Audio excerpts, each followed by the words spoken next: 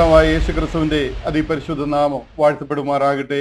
അനുഗ്രഹീതമായ ഈ നല്ല ദിവസത്തിനായിട്ട് ഞാൻ എൻ്റെ ദൈവത്തെ നന്ദിയോടെ സ്തുതിക്കുന്നു. സ്കൂൾ ഓഫ് ടയർഡ്നെസ് ഈ ബൈബിൾ ക്ലാസിന്റെ 76-ാമത്തെ സെഷനായിട്ട് നാം ദൈവത്തിന്റെ സന്നിധിയോട് ചേർന്ന് വന്നിരിക്കുകയാണ്. കടന്നു വന്നിരിക്കുന്ന എല്ലാവർക്കുമായിട്ട് ഞാൻ എൻ്റെ ദൈവത്തെ നന്ദിയോടെ സ്തുതിക്കുന്നു. ഇത് ഈ വർഷത്തെ സെക്കൻഡ് ലാസ്റ്റ് ക്ലാസ് ആണ്. ഇതിന് ശേഷം നമുക്ക് 30-ാം തീയതി ഒരു ബൈബിൾ ക്ലാസ് കൂടെ ഈ വർഷത്തിലുണ്ട്. അതിനുശേഷം ഒരു ബ്രേക്ക് എടുക്കുവാനായിട്ട് ഞാൻ ആഗ്രഹിക്കുകയാണ്. അപ്പോൾ തിരിച്ച് നമ്മൾ ഈ ആഴ്ചത്തെ ക്ലാസ് കഴിഞ്ഞാൽ അടുത്ത ആഴ്ചയോടെ നമുക്ക് ക്ലാസ് ഉണ്ട്. അതിനുശേഷം മോസ്റ്റ് ലൈക്ലി 2 മാർച്ച് ആയിരിക്കും നമ്മൾ വീണ്ടും 2024 കർത്താവ് അനുവദിക്കുന്നുവെങ്കിൽ 2024 മാർച്ച് 2-ാം തീയതി ആയിരിക്കും നമ്മുടെ ഈ ബൈബിൾ ക്ലാസ് വീണ്ടും റെസ്യൂം ചെയ്യുന്നത്, പുനരാരംഭിക്കുന്നത്. അപ്പോൾ അതിനിടയ്ക്ക് 2 മാസത്തെ ഒരു ഗ്യാപ്പ് നമുക്ക് ഉണ്ടാകുവാനായിട്ട് പോവുകയാണ്. പഠിച്ചതൊക്കെ നമുക്ക് തിരിച്ചൊന്നുകൂടെ റീക്യാപ്പ് ചെയ്യുവാനും റീവിസിറ്റ് ചെയ്യുവാനും ഒക്കെ ദൈവം നമ്മളെ സഹായിക്കട്ടെ എന്ന് ഞാൻ പ്രാർത്ഥിക്കുന്നു. അടുത്ത ആഴ്ചയിൽ വീണ്ടും നമുക്ക് ബൈബിൾ ക്ലാസ് ഉണ്ട്. അതിന് ദൈവഹിതമെങ്കിൽ അടുത്ത ചാപ്റ്റർ 6-ാമത്തെ അധ്യായം, അപ്പോസ്തല പ്രവൃത്തികൾ 6-ാമത്തെ അധ്യായം അതിൽ കൂടി കവർ ചെയ്ത് നിർത്തുവാനായിട്ട് ഞാൻ ആഗ്രഹിക്കുന്നു. 7-ാമത്തെ അധ്യായം മുതൽ നമ്മൾ വീണ്ടും ആരംഭിക്കുവാനായിട്ട് തുടങ്ങുവാനായിട്ട് ഞാൻ ആഗ്രഹിക്കുന്നു. അതിനോടുള്ള ബന്ധത്തിൽ തന്നെ ഒരു കാര്യം കൂടെ ഓർപ്പിക്കട്ടെ. 21 ജാനുവരി 2024 കർത്താവിന്റെ ഹിതമാകിയാൽ, കർത്താവിന്റെ വരവിന് താമസമായാൽ കോട്ടയത്ത് ദ ഗേറ്റ് ചർച്ചിന്റെ പ്രവർത്തനങ്ങൾ പ്രാർത്ഥിച്ച് ആരംഭിക്കണം, ഡെഡിക്കേറ്റ് ചെയ്യണം എന്ന് ആഗ്രഹിക്കുന്നു. കോട്ടയത്ത് കഞ്ഞിക്കുഴി കേന്ദ്രമാക്കിയാണ് നമ്മൾ പ്രവർത്തനം ആരംഭിക്കുന്നത്. എക്സാക്ട് ലൊക്കേഷൻ എവിടെയാണ് എന്നുള്ളതിനെ കുറിച്ച് വരും ദിവസങ്ങളിൽ നോട്ടീസും അതുമൂലം നിങ്ങളെ അറിയിക്കുന്നതുമാണ്. ദ ഗേറ്റ് ചർച്ചിന്റെ പ്രവർത്തനങ്ങൾ കോട്ടയത്ത് ആരംഭിക്കുകയാണ്. കഴിവതും എല്ലാവരും നിങ്ങളുടെ കോട്ടയത്തുള്ള സഹോദരങ്ങളോട്, കോട്ടയത്തുള്ളവർ ഒക്കെ അതിൽ വന്ന് പങ്കെടുക്കുവാൻ, ആ ദേശത്ത് സത്യവചനത്തെ യഥാർത്ഥമായിട്ട് പ്രസംഗിക്കുവാൻ, ആയിരങ്ങൾ ഈ സത്യം മനസ്സിലാക്കുവാൻ, സത്യത്തിലും ആത്മാവിലും കർത്താവിനെ ആരാധിക്കുവാൻ ദൈവം സഹായിക്കേണ്ടതിനായിട്ട് എല്ലാവരുടെയും പ്രാർത്ഥനയും സഹകരണത്തെയും ഞാൻ വിശേഷാൽ ചോദിക്കുകയാണ്. ദൈവം അതിനായിട്ട് നമ്മളെ സഹായിക്കട്ടെ എന്ന് പ്രാർത്ഥിക്കുന്നു. അതിനോടുള്ള ബന്ധത്തിൽ ഒരു കാര്യം കൂടെ ഓർപ്പിക്കട്ടെ. നമ്മുടെ മലയാളം ബുക്കും ഇംഗ്ലീഷ് ബുക്കും രണ്ടും റിലീസായിട്ടുണ്ട്. ഇന്നലെ ഞാൻ കുറേ പേർക്ക് അത് ഫോർവേഡ് ചെയ്ത് കൊടുത്തിട്ടുണ്ട്. കോട്ടയത്തെ നമ്മുടെ ചർച്ചിൽ നിന്ന് ആ ബുക്ക്, അതിന്റെ ഹാർഡ് കോപ്പി ബുക്ക് നമുക്ക് ഫ്രീ ആയിട്ട് എല്ലാവർക്കും ഡിസ്ട്രിബ്യൂട്ട് ചെയ്യുന്നതായിരിക്കും. അതുപോലെ തന്നെ ആർക്കെങ്കിലും ആവശ്യമുണ്ടെന്നുണ്ടെങ്കിൽ എന്നെ കോൺടാക്ട് ചെയ്യുകയോ വാട്സാപ്പിൽ കൂടെ എനിക്ക് നിങ്ങളുടെ നിങ്ങളുടെ പോസ്റ്റൽ അഡ്രസ്സ് അയച്ചു തരികയും ചെയ്തു കഴിഞ്ഞാൽ തീർച്ചയായിട്ടും നിങ്ങൾക്ക് അത് പോസ്റ്റലിൽ അയച്ചു തരാം. ആ ബുക്ക് കോട്ടയത്തെ ചർച്ചിൽ അവൈലബിൾ ആയിരിക്കും. അനേകായിരം കോപ്പികൾ നമ്മൾ പ്രിന്റ് എടുക്കുന്നുണ്ട്. അനേകരിൽ എത്തിക്കുവാനും, ആ സത്യവചനം ചെറിയ ബുക്കാണ്, 40 പേജ് അടങ്ങുന്ന ബുക്കാണ്. എല്ലാവരും അത് വായിക്കുവാനും ഞാൻ വിനീതമായിട്ട് നിങ്ങളെ ഓർപ്പിക്കുകയാണ്. ദൈവം ധാരാളമായിട്ട് സഹായിക്കട്ടെ. ഇന്ന് 5-ാമത്തെ അധ്യായത്തിലേക്ക്, അപ്പോസ്തല പ്രവൃത്തികൾ 5-ാമത്തെ അധ്യായത്തിലേക്ക് നമ്മൾ കടന്നു വരികയാണ്. 5-ാമത്തെ അധ്യായം തുടങ്ങുന്നതിന് മുൻപായിട്ട് ഒരു ചോദ്യത്തിന് കൂടി മറുപടി പറഞ്ഞുകൊണ്ട് ആ വിഷയത്തിലേക്ക്, ആ അധ്യായത്തിലേക്ക് കടന്നു വരാമെന്ന് ഞാൻ ആഗ്രഹിക്കുന്നു. 5-ാമത്തെ അധ്യായം റിലേറ്റീവ്ലി സിമ്പിൾ ഒരു അധ്യായമാണ്. 3-ാമത്തെ അധ്യായത്തിൽ നമ്മൾ പഠിക്കുകയും 3-ാമത്തെയും 4-ാമത്തെ അധ്യായത്തിൽ നമ്മൾ ചിന്തിച്ച വിഷയത്തിന്റെ ഏകദേശം കണക്റ്റഡ് ആയിട്ടുള്ള വിഷയങ്ങളാണ്. അപ്പൊ അതുകൊണ്ട് 5-ാമത്തെ അധ്യായം നമുക്ക് പെട്ടെന്ന് വായിച്ച് 10-40 വാക്യങ്ങളുള്ള അധ്യായമാണെങ്കിലും പെട്ടെന്ന് വായിച്ച് നമുക്ക് തീർക്കുവാനായിട്ട് കഴിയും എന്ന് ഞാൻ വിശ്വസിക്കുന്നു. ഇന്ന് അതിന് മുൻപായിട്ട് ഒരു ചോദ്യത്തിന് മറുപടി പറഞ്ഞുകൊണ്ട് അതിലേക്ക് വരുവാനായിട്ട് ആഗ്രഹിക്കുന്നു. ചോദ്യത്തിന് ആക്ച്വലി ഒരു 3-4 ചോദ്യങ്ങൾ ക്ലാരിഫൈ ചെയ്യേണ്ടതായിട്ട് ഓൾറെഡി എൻ്റെ കയ്യിലുണ്ട്. നമ്മുടെ സമയം അതിന് അനുവദിക്കുന്നില്ല.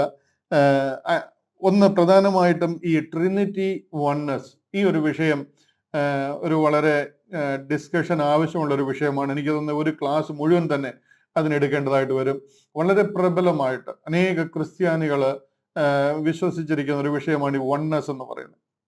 എന്നാൽ നമ്മൾ ട്രിനിറ്റിയിൽ വിശ്വസിക്കുന്നവരാണ്, ത്രിയേക ദൈവത്തിൽ വിശ്വസിക്കുന്നവരാണ്. അതെന്തുകൊണ്ടാണ് നമ്മൾ ത്രിയേക ദൈവത്തിൽ വിശ്വസിക്കുന്നത്? അതിനെതിരായിട്ട് ഒത്തിരിയും പ്രൊപ്പഗണ്ട, ഒത്തിരിയും കാര്യങ്ങൾ പഠിപ്പിക്കുന്നവരും ആധികാരികമായിട്ട് മറുപടി ഇല്ലാത്തവണ്ണം അതിന് ഡിബേറ്റിന് വരുന്നവരെയൊക്കെ പൂട്ടുന്ന രീതിയിൽ ഉള്ള ഡിബേറ്റുകളൊക്കെ നടക്കുന്നത് ഞാനും കണ്ടിട്ടുണ്ട്. എന്നാൽ നാം എന്തിൽ വിശ്വസിക്കുന്നു, അതിലെ വേദ അടിസ്ഥാനം എന്താണ് എന്നുള്ള വിഷയത്തെക്കുറിച്ച് ചിന്തിക്കണമെന്ന് ഞാൻ ആഗ്രഹിച്ചിരുന്നു. പക്ഷെ എന്നുണ്ടെങ്കിൽ അത് എനിക്ക് തോന്നുന്നു ഒരു ഹോൾ ഡേ ക്ലാസ് ആയിട്ട് തന്നെ അതിനെ എടുക്കേണ്ടതായിട്ട് വരും. വന്നതിന് ശേഷം അതിൽ സമയം എടുക്കാമെന്ന് ഞാൻ ഉദ്ദേശിക്കുന്നു. അതുപോലെ തന്നെ ലോർഡ് സപ്പർ, നമ്മളെല്ലാം കൂടി വരവിലും ലോർഡ് സപ്പറിനോട് കൂടി ദൈവത്തെ ആരാധിക്കണമെന്ന് ആഗ്രഹിക്കുന്നവരാണ്. അതാണ് നമ്മുടെ ആരാധനാ രീതി. അതിലാണ് നമ്മൾ വിശ്വസിക്കുന്നത്. നമുക്ക് ലോർഡ് സപ്പറോട് ചേർന്നാണ് നമ്മുടെ ആരാധന ഉള്ളത്. എന്നാൽ ഒത്തിരി പേരൊക്കെ പറഞ്ഞ് പരത്തിയിട്ടുണ്ട് the gate ministries Lord supper ഇല്ലാത്ത ഒരു ഗ്രൂപ്പാണെന്നൊക്കെ. അങ്ങനല്ല. നമ്മുടെ എന്താണ് നമ്മുടെ ഉപദേശം, ദ ഗേറ്റ് മിനിസ്ട്രീസ് പഠിപ്പിക്കുന്നത് എന്താണെന്നുള്ളത് നിങ്ങൾക്ക് മനസ്സിലാക്കുവാനായിട്ട് 2 എപ്പിസോഡുകൾ, 108-ാമത്തേതും 109-ാമത്തെയും എപ്പിസോഡുകൾ നമ്മൾ ചെയ്തിട്ടുണ്ട്. On what we stand and what we do not believe. ഈ 2 എപ്പിസോഡുകളാണ്. എന്തിൽ നമ്മൾ വിശ്വസിക്കുന്നു, എന്തിൽ ഞങ്ങൾ വിശ്വസിക്കുന്നില്ല. ഇതാണ് ഗേറ്റ് മിനിസ്ട്രിയുടെ ഉപദേശം. ഗ്രേസ് ഗോസ്പെൽ നിങ്ങളുടെ കൂടെയൊക്കെ ഉള്ളവര് വേറെ പലതും പല ഉപദേശങ്ങളും പറയുന്നുണ്ടല്ലോ എന്ന് ചിലരൊക്കെ എന്നോട് ചോദിച്ചിട്ടുണ്ട്. പലരും പലതും പറയും, അതിനെല്ലാം നമുക്ക് സമാധാനം പറയാൻ പറ്റത്തില്ല. ഗേറ്റ് മിനിസ്ട്രീസ് എന്ത് പഠിപ്പിക്കുന്നു അതാണ് 108-ാമത്തെ എപ്പിസോഡിൽ പറഞ്ഞിരിക്കുന്നത്, ഓൺ വാട്ട് വി സ്റ്റാൻഡ്. ഇത് ഒത്തിരിയും ആൾക്കാര് അവരവരുടേതായിട്ടുള്ള അഭിപ്രായങ്ങളും അവർ മനസ്സിലായിരിക്കുന്നത് കൺവിക്ഷൻ ഉണ്ടായിരിക്കുന്ന വിഷയങ്ങളെ അവരുടെ ആ ഒരു ഐഡിയയിലൊക്കെ പ്രചരിപ്പിക്കുന്നവരുണ്ട്. പക്ഷെ അതല്ല ഗേറ്റ് മിനിസ്ട്രിയുടെ ഉപദേശം. നമ്മളെ സംബന്ധിച്ചിടത്തോളം നമ്മൾ mid acts dispensational grace gospel പഠിപ്പിക്കുന്ന ഒരു ഗ്രൂപ്പാണ്. അത് എൻ്റെ ഒരു ഇഷ്ടത്തിന് ചെയ്യുന്നതോ ഗേറ്റ് മിനിസ്ട്രീസിന്റെ ഒരു ഇഷ്ടത്തിന് ചെയ്യുന്നതല്ല. നമ്മൾ കൊളംബസ് ബൈബിൾ ചർച്ചുമായിട്ടും ബെറിയൻ ബൈബിൾ സൊസൈറ്റിയുമായിട്ടും ബെറിയൻ ബൈബിൾ ചർച്ചുമായിട്ടും അതുപോലെ തന്നെ Grace Bible Church, Grace Church of Bible Society, ഇതിനുമായിട്ടൊക്കെ അലൈൻഡ് ആയിട്ടിരിക്കുന്ന ഒരു mid acts dispensational grace gospel പഠിപ്പിക്കുന്ന ഒരു പ്രസ്ഥാനം, ഒരു ഗ്രൂപ്പാണ് ദ ഗേറ്റ് മിനിസ്ട്രീസ്. അതുകൊണ്ട് എൻ്റെ ഇഷ്ടത്തിന് ഞാൻ എന്തെങ്കിലും പറയുന്നതല്ല. ബൈബിളിന്റെ അടിസ്ഥാനത്തിൽ വളരെ വ്യക്തമായ ഉറപ്പോടും തെളിവോടും കൂടിയാണ് ഇവിടെ ഡോക്ടറിനുകളെല്ലാം തീരുമാനിച്ചിരിക്കുന്നത്. അപ്പൊ അതാണ് നമ്മൾ ഫോളോ ചെയ്യുന്നത്. ഒരാളുടെ വ്യക്തി താല്പര്യമല്ല ഇവിടെ നടക്കുന്നതെന്നുകൂടെ നിങ്ങൾക്ക് മനസ്സിലാക്കുവാൻ വേണ്ടിയിട്ടാണ്. Mid acts dispensational grace gospel ആണ് നമ്മൾ പഠിപ്പിക്കുന്നത്. നമുക്ക് ലോർഡ് സപ്പർ ഉണ്ട്, ട്രിനിറ്റിയിൽ നമ്മൾ വിശ്വസിക്കുന്നവരാണ്. അപ്പം ആ കാര്യങ്ങളൊക്കെ എന്തുകൊണ്ടാണ് നമ്മൾ അങ്ങനെ ചെയ്യുന്നത് എന്നുള്ളതിനെ കുറിച്ച് അല്പം കൂടെ എക്സ്പ്ലെയിൻ ചെയ്യണമെന്ന് എനിക്ക് ആഗ്രഹം ഉണ്ടായിരുന്നു. എന്നാൽ അതിന് നമുക്ക് സാവകാശം ലഭിക്കുന്നില്ല. ലോർഡ് സപ്പർ ദൈവഹിതമായാൽ അടുത്ത ആഴ്ചയിൽ ടച്ച് ചെയ്യണമെന്ന് ഞാൻ ആഗ്രഹിക്കുന്നു. കഴിഞ്ഞ ആഴ്ചയിൽ നമ്മൾ പറഞ്ഞതിനോടുള്ള ബന്ധത്തിൽ ഒരു ബ്രദർ ഒരു ചോദ്യം ചോദിച്ചിരുന്നു. ആ ചോദ്യം കഴിഞ്ഞ ആഴ്ചയിൽ ചോദിച്ച ചോദ്യവുമായിട്ട് കണക്റ്റഡ് ആയിട്ടാണല്ലോ. ഞാൻ ഒത്തിരി ഒരു കംപ്ലീറ്റ് വേറൊരു വിഷയത്തിലേക്ക് പോകാതെ ആ ഭാഗം തന്നെ ഒരു അല്പം കൂടെ ക്ലാരിഫൈ ചെയ്തിട്ട് പോകാം എന്നുള്ള ഉദ്ദേശത്തോടു കൂടിയാണ് ഈ ചോദ്യം ഇന്ന് മറുപടി പറയുവാനായിട്ട് എടുത്തിരിക്കുന്നത്. മറ്റൊന്നുമല്ല, എഫേസ്യ ലേഖനം 4-ാം 11-ാം വാക്യമാണ്. അവിടെ പല ആവർത്തി ഞാൻ പറഞ്ഞിട്ടുള്ള ഒരു ഭാഗമായതുകൊണ്ട് ഒരു പക്ഷെങ്കിൽ നിങ്ങൾ എന്നെ ശ്രദ്ധിക്കുന്നവർക്ക് അല്പം ആവർത്തന വിരസത ആ വിഷയത്തിൽ തോന്നിയേക്കാം. എന്നാൽ എന്നെ ശ്രദ്ധിക്കണം, ഞാൻ എത്രയോ പ്രാവശ്യം പറഞ്ഞിട്ടും കണ്ടില്ലേ ഇതിലൊക്കെ ചോദ്യം വരുന്ന കണ്ടില്ലേ. അപ്പൊ അത് ആവർത്തിച്ച് പറഞ്ഞാലേ ജനത്തിന്റെ ഹൃദയത്തിലേക്ക് ഉള്ളിലേക്ക് ഇത് ഇറങ്ങത്തുള്ളൂ. ക്രിസ്തീയ വിശ്വാസം നമ്മൾ ജനിച്ചപ്പോൾ മുതലേ സൺഡേ സ്കൂൾ മുതലേ കാറ്റക്കിസം മുതലേ കേൾക്കുന്നതായതുകൊണ്ട് അത് നമ്മുടെ മനസ്സിൽ ഉറച്ചിരിക്കുക. എന്നാൽ നമ്മൾ ഈ പറയുന്ന സുവിശേഷം എന്ന് പറയുന്നത് മുഖ്യധാര ഒഴുക്കിന് എതിരെ ആണ് നമ്മൾ ഈ തുഴയുന്നത്. ലോകം എന്ത് പഠിപ്പിച്ചു വെച്ചിരിക്കുന്നു അതിനെതിരായിട്ടുള്ള ഒരു സ്വർഗീയ സത്യമാണ് നമ്മൾ ഈ പഠിപ്പിക്കുന്നത്. അതുകൊണ്ട് അതൊരു പക്ഷെ പല ആവർത്തി പറഞ്ഞു കഴിഞ്ഞാലേ നമ്മുടെ മനസ്സിൽ അത് രജിസ്റ്റർ ആകത്തുള്ളൂ. അതുകൊണ്ടായിരിക്കാം ഈ ചോദ്യം തിരിച്ചു വീണ്ടും വന്നിരിക്കുന്നത്. ചോദ്യം ഇതാണ്, എഫേസ്യ ലേഖനം 4-ാം 11-ാം വാക്യം. ഞാൻ ആ വാക്യം ഒന്ന് ഡിസ്പ്ലേ ചെയ്യാം. അവിടെ പറയുകയാണ് അവൻ ചിലരെ അപ്പോസ്തലന്മാരായും ചിലരെ പ്രവാചകന്മാരായും ചിലരെ സുവിശേഷകന്മാരായും ചിലരെ ഇടയന്മാരായും ഉപദേഷ്ടാക്കന്മാരായും നിയമിച്ചിരിക്കുന്നു. ഇവിടെ സഭയിൽ, പുതിയ നിയമസഭയിൽ അല്ലെന്നുണ്ടെങ്കിൽ ഗ്രേസ് ചർച്ചിൽ ഈ 5 ഉദ്യോഗങ്ങളാണ് നമുക്കുള്ളത് എന്ന് നിങ്ങൾ പറയുമ്പോൾ തന്നെ ഇതിൽ ഏതൊക്കെ ഉദ്യോഗമാണ് ഇന്നും നിലവിലുള്ളത്, എത്ര ഉദ്യോഗം ഇന്ന് ഇല്ലെങ്കിൽ എന്തുകൊണ്ടില്ല എന്നുള്ള ചോദ്യത്തിന് ഒരല്പം കൂടെ ക്ലാരിറ്റി വേണം എന്നൊരു ബ്രദർ ആവശ്യപ്പെടുകയുണ്ടായി. അപ്പോസ്തലന്മാരെന്ന ശുശ്രൂഷ ഇന്നുണ്ടോ? പ്രവാചക ശുശ്രൂഷ ഇന്നുണ്ടോ? ഇടയന്മാര്, ഉപദേഷ്ടാക്കന്മാര് ഇവരൊക്കെ ഇന്നുണ്ടോ? ഉണ്ടെങ്കിൽ ആരൊക്കെ ഉണ്ട്, ആരൊക്കെ ഇല്ല, എന്തുകൊണ്ടില്ല എന്നുള്ള വിഷയത്തെക്കുറിച്ച് അല്പം എക്സ്പ്ലെയിൻ ചെയ്യണം എന്ന് പറഞ്ഞതുകൊണ്ടാണ് ഞാൻ ഈ ചോദ്യം ഇതിന് മറുപടി പറയുവാനായിട്ട് ഇന്ന് ആഗ്രഹിക്കുന്നത്. ഇവിടെ ചോദ്യത്തിന് മറുപടി പറയുന്നതിനേക്കാൾ ഈ വിഷയം അടിസ്ഥാനപരമായിട്ട് നമ്മളൊന്ന് മനസ്സിലാക്കണം. നമ്മൾ ഒരു തെങ്ങിന്റെ മണ്ടയിൽ കൊണ്ട് വളം വെക്കുന്നതിനെക്കാട്ടിൽ അതിന്റെ ചുവട്ടിൽ വളമിടണം. അതിനെ കിളച്ച് വെള്ളമൊഴിച്ച് അതിന്റെ ചുവട്ടിൽ വളമിടണം, എന്നാലേ അത് തഴച്ച് വളരത്തുള്ളൂ. ഒരു മണ്ടയ്ക്ക് വളം വെച്ച് കഴിഞ്ഞാൽ അത് അളിഞ്ഞു പോകത്തേ ഉള്ളൂ. അതിന്റെ കൂമ്പും അതിന്റെ ഇലയും എല്ലാം അത് അളിഞ്ഞു പോകത്തേ ഉള്ളൂ. എന്ന് പറഞ്ഞതുപോലെ ഞാനിപ്പോ ഈ ചോദ്യത്തിന് ഇതിന് ആൻസർ പറയുന്നതിനെക്കാട്ടിൽ അടിസ്ഥാനപരമായിട്ട് ഈ വിഷയം നമ്മൾ അറിഞ്ഞിരിക്കണം. അറിയുമ്പോൾ തന്നെ ഓട്ടോമാറ്റിക്കായിട്ട് നിങ്ങൾക്ക് ഇതിന്റെ ആൻസറുകൾ കിട്ടും. അതുകൊണ്ട് ആ കാര്യം നമുക്ക് വളരെ വ്യക്തമായിരിക്കും. നിങ്ങൾ ഒത്തിരി പേർക്ക് അത് വ്യക്തമാണ്. എന്നാൽ നമ്മൾ ഒരു പക്ഷത്തുണ്ടെങ്കിൽ യൂട്യൂബിലൂടെ ഒക്കെ ശ്രദ്ധിക്കുന്നവർക്ക് അത്രമാത്രം ആ വിഷയത്തിൽ ഉറപ്പുണ്ടോ എന്ന് എനിക്ക് അറിയത്തില്ല. അതുകൊണ്ട് തന്നെ അല്പം ക്ഷമയോടെ ശ്രദ്ധിക്കുവാനായിട്ട് ഞാൻ ഓർപ്പിക്കുക. ക്രിസ്തുവിന്റെ ശരീരമാകുന്ന സഭ എന്ന് പറയുന്ന ഒരു ബിൽഡിംഗ് അല്ല, ഒരു പ്രസ്ഥാനമല്ല. പരമ്പരാഗതമായി പഴയ നിയമത്തിൽ നിന്നോ അഹരോനിൽ നിന്നോ ഒന്നും ആരംഭിച്ച ഒരു ഓർഗനൈസേഷനോ ഒരു പ്രസ്ഥാനമോ അല്ല ഇത്. ബോഡി ഓഫ് ക്രൈസ്റ്റ് എന്ന ക്രിസ്തീയ വിശ്വാസം ആരംഭിക്കുന്നത് കർത്താവായ യേശു ക്രിസ്തുവിന്റെ ക്രൂശ് മരണത്തിന് ശേഷമാണ്. സ്തേഫാനോസിനെ എറിഞ്ഞ് കൊല ചെയ്തതിന് ശേഷമാണ്. കുറച്ചുകൂടെ കറക്റ്റായിട്ട് പറഞ്ഞു കഴിഞ്ഞാൽ കർത്താവ് പൗലോസ് അപ്പോസ്തലനെ വിളിച്ചതിന് ശേഷം സ്വർഗത്തിൽ മർമ്മമായിരുന്ന മിസ്റ്ററി റെവലേഷൻ സ്വർഗത്തിൽ അന്ന് വരെ ദൈവം മറച്ചു വെച്ചിരുന്നു. എന്നു മുതൽ? ഉലകം സ്ഥാപിക്കുന്നതിന് മുൻപ് മുതൽ, ആദാമിനെ സൃഷ്ടിക്കുന്നതിന് മുൻപ് മുതൽ ദൈവം സ്വർഗത്തിൽ മറച്ചു വെച്ചിരുന്ന ഒരു സ്വർഗീയ പദ്ധതി റിവീൽ ചെയ്തുകൊണ്ട് ആരംഭിക്കുന്നതാണ് ക്രിസ്തീയ വിശ്വാസം എന്ന് പറയുന്നത്. ഇതാണ് ക്രിസ്തീയ വിശ്വാസത്തിന്റെ പാഠം 1. ഇത് നമുക്ക് അറിയത്തില്ല എന്നുണ്ടെങ്കിൽ ഏത് അപ്പോസ്തലനെ കുറിച്ച് പറഞ്ഞിട്ടും ഏത് പ്രവാചകനെ കുറിച്ച് പറഞ്ഞിട്ടും നമുക്ക് പ്രയോജനമില്ല. അപ്പോസ്തല പ്രവൃത്തികൾ 3-ാമത്തെ അധ്യായത്തിലേക്ക് കയറുന്നതിന് മുൻപ് 2-ാമത്തെ അധ്യായം ക്ലിയർ ചെയ്യണം. ആ 2-ാമത്തെ അധ്യായത്തിൽ പറഞ്ഞിരിക്കുന്നതും വിശ്വസിച്ചിരിക്കുന്നതുമായിട്ടുള്ള തെറ്റുകൾ നിങ്ങൾക്ക് മനസ്സിലാകണം. അതിനുശേഷമേ 3-ലേക്ക് കയറാവൂ. അല്ലെങ്കിൽ 3 പഠിച്ചിട്ടോ 30 വരെ പഠിച്ചിട്ടോ ഒരു പ്രയോജനവും ഇല്ല എന്ന് ഞാൻ പറയാൻ കാര്യം ഇതാണ്.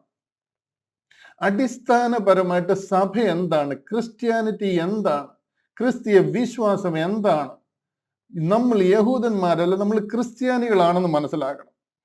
ഇന്ന് ക്രിസ്തീയ വിശ്വാസത്തിനും ക്രിസ്ത്യാനിക്കും വന്നു പോയിരിക്കുന്ന ഏറ്റവും വലിയ അപജയം നാം യഹൂദിയ വിശ്വാസത്തിന്റെ ഒരു എക്സ്റ്റൻഷൻ ആണെന്നുള്ള തെറ്റായ പഠിപ്പിക്കലാണ്. നാം യഹൂദന്മാരല്ല, നാം ക്രിസ്ത്യാനികളാണ്. നമ്മുടെ വിശ്വാസം യഹൂദിയ വിശ്വാസം അല്ല. ഈ വിശ്വാസം എന്നുവരെ നമുക്ക് മനസ്സിലാകുന്നില്ലയോ, ഈ ചോദ്യങ്ങൾക്കൊന്നും ശാശ്വതമായ ഒരു മറുപടി നമുക്ക് കിട്ടത്തില്ല.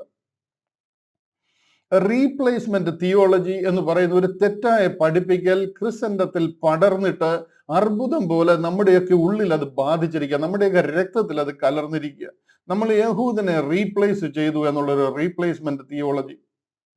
യഹൂദൻ ദൈവത്തിനെതിരെ തിരികുകയും യേശു ക്രിസ്തുവിനെ ക്രൂശിൽ തറച്ച് കൊല്ലുകയും ദൈവം തന്റെ പുത്രനായ ക്രിസ്തുവിനെ അവന്റെ രക്തം ഞങ്ങളുടെ മേൽ വന്നോട്ടെ എന്ന് പ്രാർത്ഥിക്കുകയും ചെയ്ത് ദൈവം അവരെ കോപിച്ച് അവരെ കൈവിട്ടു എന്നൊക്കെ നമ്മൾ വിശ്വസിച്ചിരിക്കുന്നു. അവരെ കൈവിട്ടു. AD 70 ആയി കഴിഞ്ഞപ്പോഴത്തേന് ദൈവം അവരെ പരിപൂർണമായിട്ട് നശിപ്പിച്ചു കളഞ്ഞു. അവരെ കൈവിട്ടിട്ടും അപ്പോസ്തലന്മാരെ അയച്ച് അവരോട് പ്രസംഗിക്കുവാൻ നോക്കി, പക്ഷെ അവർ രക്ഷപ്പെട്ടില്ല. അങ്ങനെ ദൈവം അവരെ പരിപൂർണമായിട്ട് കൈവിട്ടു. ആ ഒരു ജാതിയെ ദൈവം വെട്ടിക്കളഞ്ഞു. ഇതാണ് നമ്മുടെ വിശ്വാസം. ആ സ്ഥാനത്തേക്ക് വേറൊരു ഗ്രൂപ്പിനെ, ജാതികളായിരുന്ന നമ്മളെ ചേർത്ത് ആ സ്ഥാനത്തേക്ക് എടുക്കുവാനായിട്ട് ഇടയായി. അതാണ് നമുക്ക് യാതൊരു യോഗ്യതയുമില്ലായിരുന്നു, നമ്മളെ വെട്ടി, കാട്ടൊലിവായിരുന്നു, നമ്മളെ വെട്ടി നല്ല ഒലിവിനോട് ചേർത്ത് ഒട്ടിച്ചു എന്ന് നമ്മൾ വിശ്വസിച്ചിരിക്കുന്നു. അങ്ങനെ അവരുടെ അനുഗ്രഹങ്ങളും അവരുടെ വാഗ്ദത്തങ്ങളും അവരുടെ രക്ഷാ പദ്ധതിയും അവരുടെ സുവിശേഷവും അവരുടെ പ്രത്യാശയും എല്ലാം നമ്മുടേതായിട്ട് മാറി. ഒരു പക്ഷെങ്കിൽ ജനത്തിനത് വിശ്വസിക്കാൻ പറ്റും. കാര്യം AD 70 കഴിഞ്ഞതിന് ശേഷം അവിടം ചുട്ട് നശിപ്പിച്ചിരിക്കുക. അത് തീ വെന്ത് ചുട്ട് കിടക്കുകയാണ്. കാര്യം അതുപോലെ അവരവിടുന്ന് ഓടിപ്പോകുവാനായിട്ട് കല്ലിന്മേൽ കല്ല് ശേഷിക്കാതെ യെരൂശലേം ദേവാലയം എല്ലാം തകർത്ത് കളഞ്ഞ് അവർ ഓടിപ്പോയിരിക്കുക. 100 വർഷം കഴിഞ്ഞ്, 200 വർഷം കഴിഞ്ഞ്, 500 വർഷം കഴിഞ്ഞ്, 1000 വർഷം കഴിഞ്ഞ് അവരില്ല. ഈ ഒരു സാഹചര്യത്തിൽ നമുക്ക് യഹൂദനെ ദൈവം കൈവിട്ട് കളഞ്ഞു, നമുക്കത് ലഭിച്ചു എന്ന് പറഞ്ഞു കഴിഞ്ഞാൽ വിശ്വസിക്കാൻ വളരെ എളുപ്പമാണ്, വളരെ ക്രെഡിബിൾ ആണ്. ആ സംഗതിയെ സാത്താൻ വളരെ ശക്തമായിട്ട് മുതലെടുത്തിരിക്കുക. AD 325 കോൺസ്റ്റന്റൈൻ ചക്രവർത്തിയുടെ നേതൃത്വത്തിൽ ഇവരെല്ലാം കൂടെ ചേർന്ന് ചെയ്തിരിക്കുന്ന സുനഹദോസുകളിൽ കൂടിയും തീരുമാനങ്ങളിൽ കൂടിയും ക്രിസ്തീയ വിശ്വാസം, അങ്ങനെ യഹൂദിയ വിശ്വാസത്തെ പാഗൻ വിശ്വാസങ്ങളോട് ചേർത്ത് ഒരു പുതിയ മാർഗമാക്കി ക്രിസ്തീയ വിശ്വാസം ആരംഭിച്ചിരിക്കുക. ഇതാണ് ട്രഡീഷണലി ക്രിസ്ത്യാനി ഫോളോ ചെയ്യുന്ന ക്രിസ്തീയ വിശ്വാസം. എന്നാൽ അതല്ല ആക്ച്വലി ക്രിസ്ത്യാനിറ്റി എന്ന് പറയുന്നത്. ഇതെന്ന് വരെ നമുക്ക് മനസ്സിലാകുന്നില്ലയോ? പൊളൈൻ ലേഖനങ്ങൾ വായിച്ചു കഴിഞ്ഞിട്ട് അതിനകത്തിലെ ചോദ്യം ചോദിച്ചു കഴിഞ്ഞാൽ മറുപടി പറഞ്ഞാൽ നിങ്ങൾക്കും മനസ്സിലാകത്തില്ല, മറുപടി പറയാൻ നമുക്കും തോന്നത്തില്ല. കാര്യം ബേസ് ഇല്ലാതെ എന്തിന്റെയാ മറുപടി പറയുന്നത്? ഇവിടെ ചോദിച്ചിരിക്കുന്ന ചോദ്യം, അവൻ ചിലരെ അപ്പോസ്തലന്മാരായും ചിലരെ പ്രവാചകന്മാരായും ചിലരെ സുവിശേഷകന്മാരായും ചിലരെ ഇടയന്മാരായും ഉപദേഷ്ടാക്കന്മാരായും സഭയിൽ നിയമിച്ചിരിക്കുന്നു. ഏത് സഭയെക്കുറിച്ചായി പറയുന്നത്? അപ്പോസ്തല പ്രവൃത്തികൾ 2 സഭ ആരംഭിച്ചു എന്ന് നമ്മൾ വിശ്വസിച്ചാൽ ക്രിസ്ത്യാനി അമ്പെ പരാജയപ്പെടും.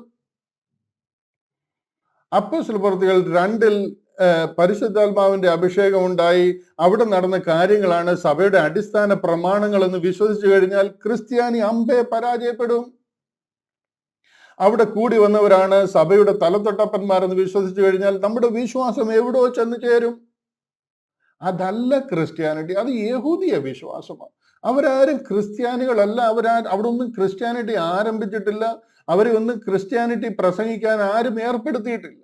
അവരെല്ലാം പ്രസംഗിക്കുന്ന അവരുടെ പിതാക്കന്മാരുടെ മുതലേ അവർ ആശ വെച്ചിരുന്ന അവരുടെ വാഗ്ദത്ത നിവൃത്തിയെ കുറിച്ചാണ്. അത് യഹൂദിയ വിശ്വാസമാണ്. അബ്രഹാമിനോട് ദൈവം വാഗ്ദത്തം ചെയ്തിരുന്ന വിശ്വാസങ്ങളുടെ നിവൃത്തീകരണമാണ് നടക്കുന്നത്. അബ്രഹാമിൽ കൂടെ ദൈവിക പദ്ധതി, അത് ഏദനിൽ ദൈവം ആരംഭിച്ച ദൈവിക പദ്ധതിയാണ്. നോഹയിൽ കൂടി ദൈവം അത് കുറെ കൂടെ വെളിപ്പെടുത്തുക. അതിനുശേഷം അബ്രഹാമിനെ വിളിച്ച് കുറെ കൂടെ അത് ഓപ്പൺ ആക്കുക. അതൊരു പ്രോഗ്രസീവായിട്ട് റിവീൽഡ് ആകുക.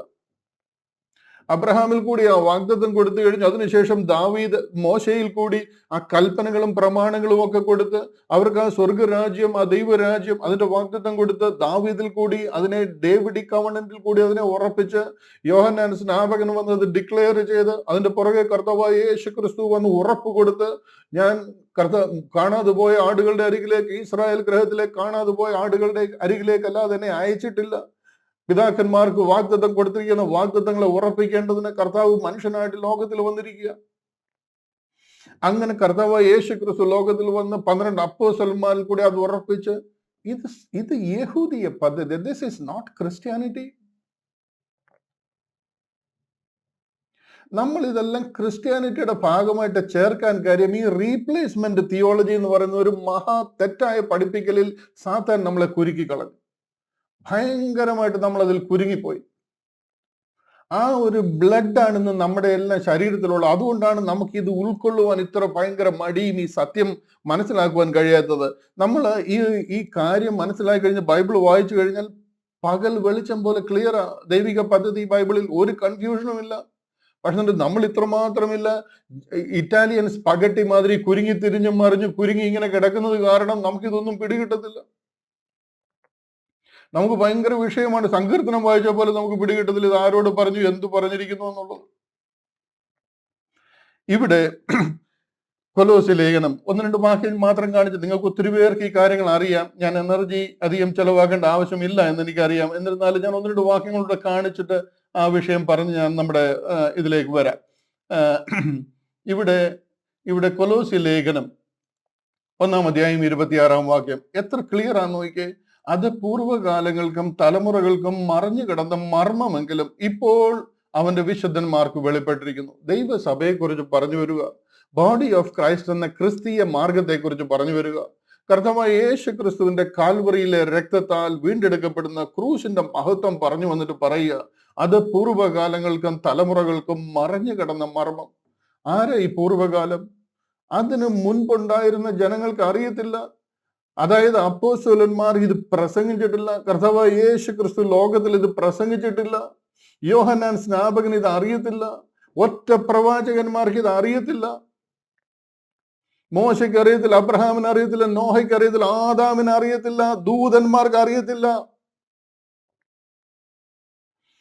അത് പൂർവ്വകാലങ്ങൾക്കും തലമുറകൾക്കും മറഞ്ഞു കിടന്ന മർമ്മം എങ്കിലും ഇപ്പോൾ അവന്റെ വിശുദ്ധന്മാർക്ക് വെളിപ്പെട്ടിരിക്കുന്നു. അങ്ങനെ ദൈവം വെളിപ്പെടുത്തിയിരിക്കുന്ന ഒരു സ്വർഗീയ മർമ്മമാണ്. വേറൊരു വാക്യം കൂടി ഞാൻ ഇന്ന് ഉറപ്പിക്കാനായിട്ട് വായിച്ച് കേൾപ്പിക്കാം. അതിന്റെ ഇംഗ്ലീഷ് മാത്രം വായിക്കാം. മലയാളത്തിൽ ഒത്തിരി കൃത്രിമങ്ങൾ നടത്തിയിട്ടുണ്ട് ഈ കാര്യം നമ്മൾ അറിയാതിരിക്കാൻ.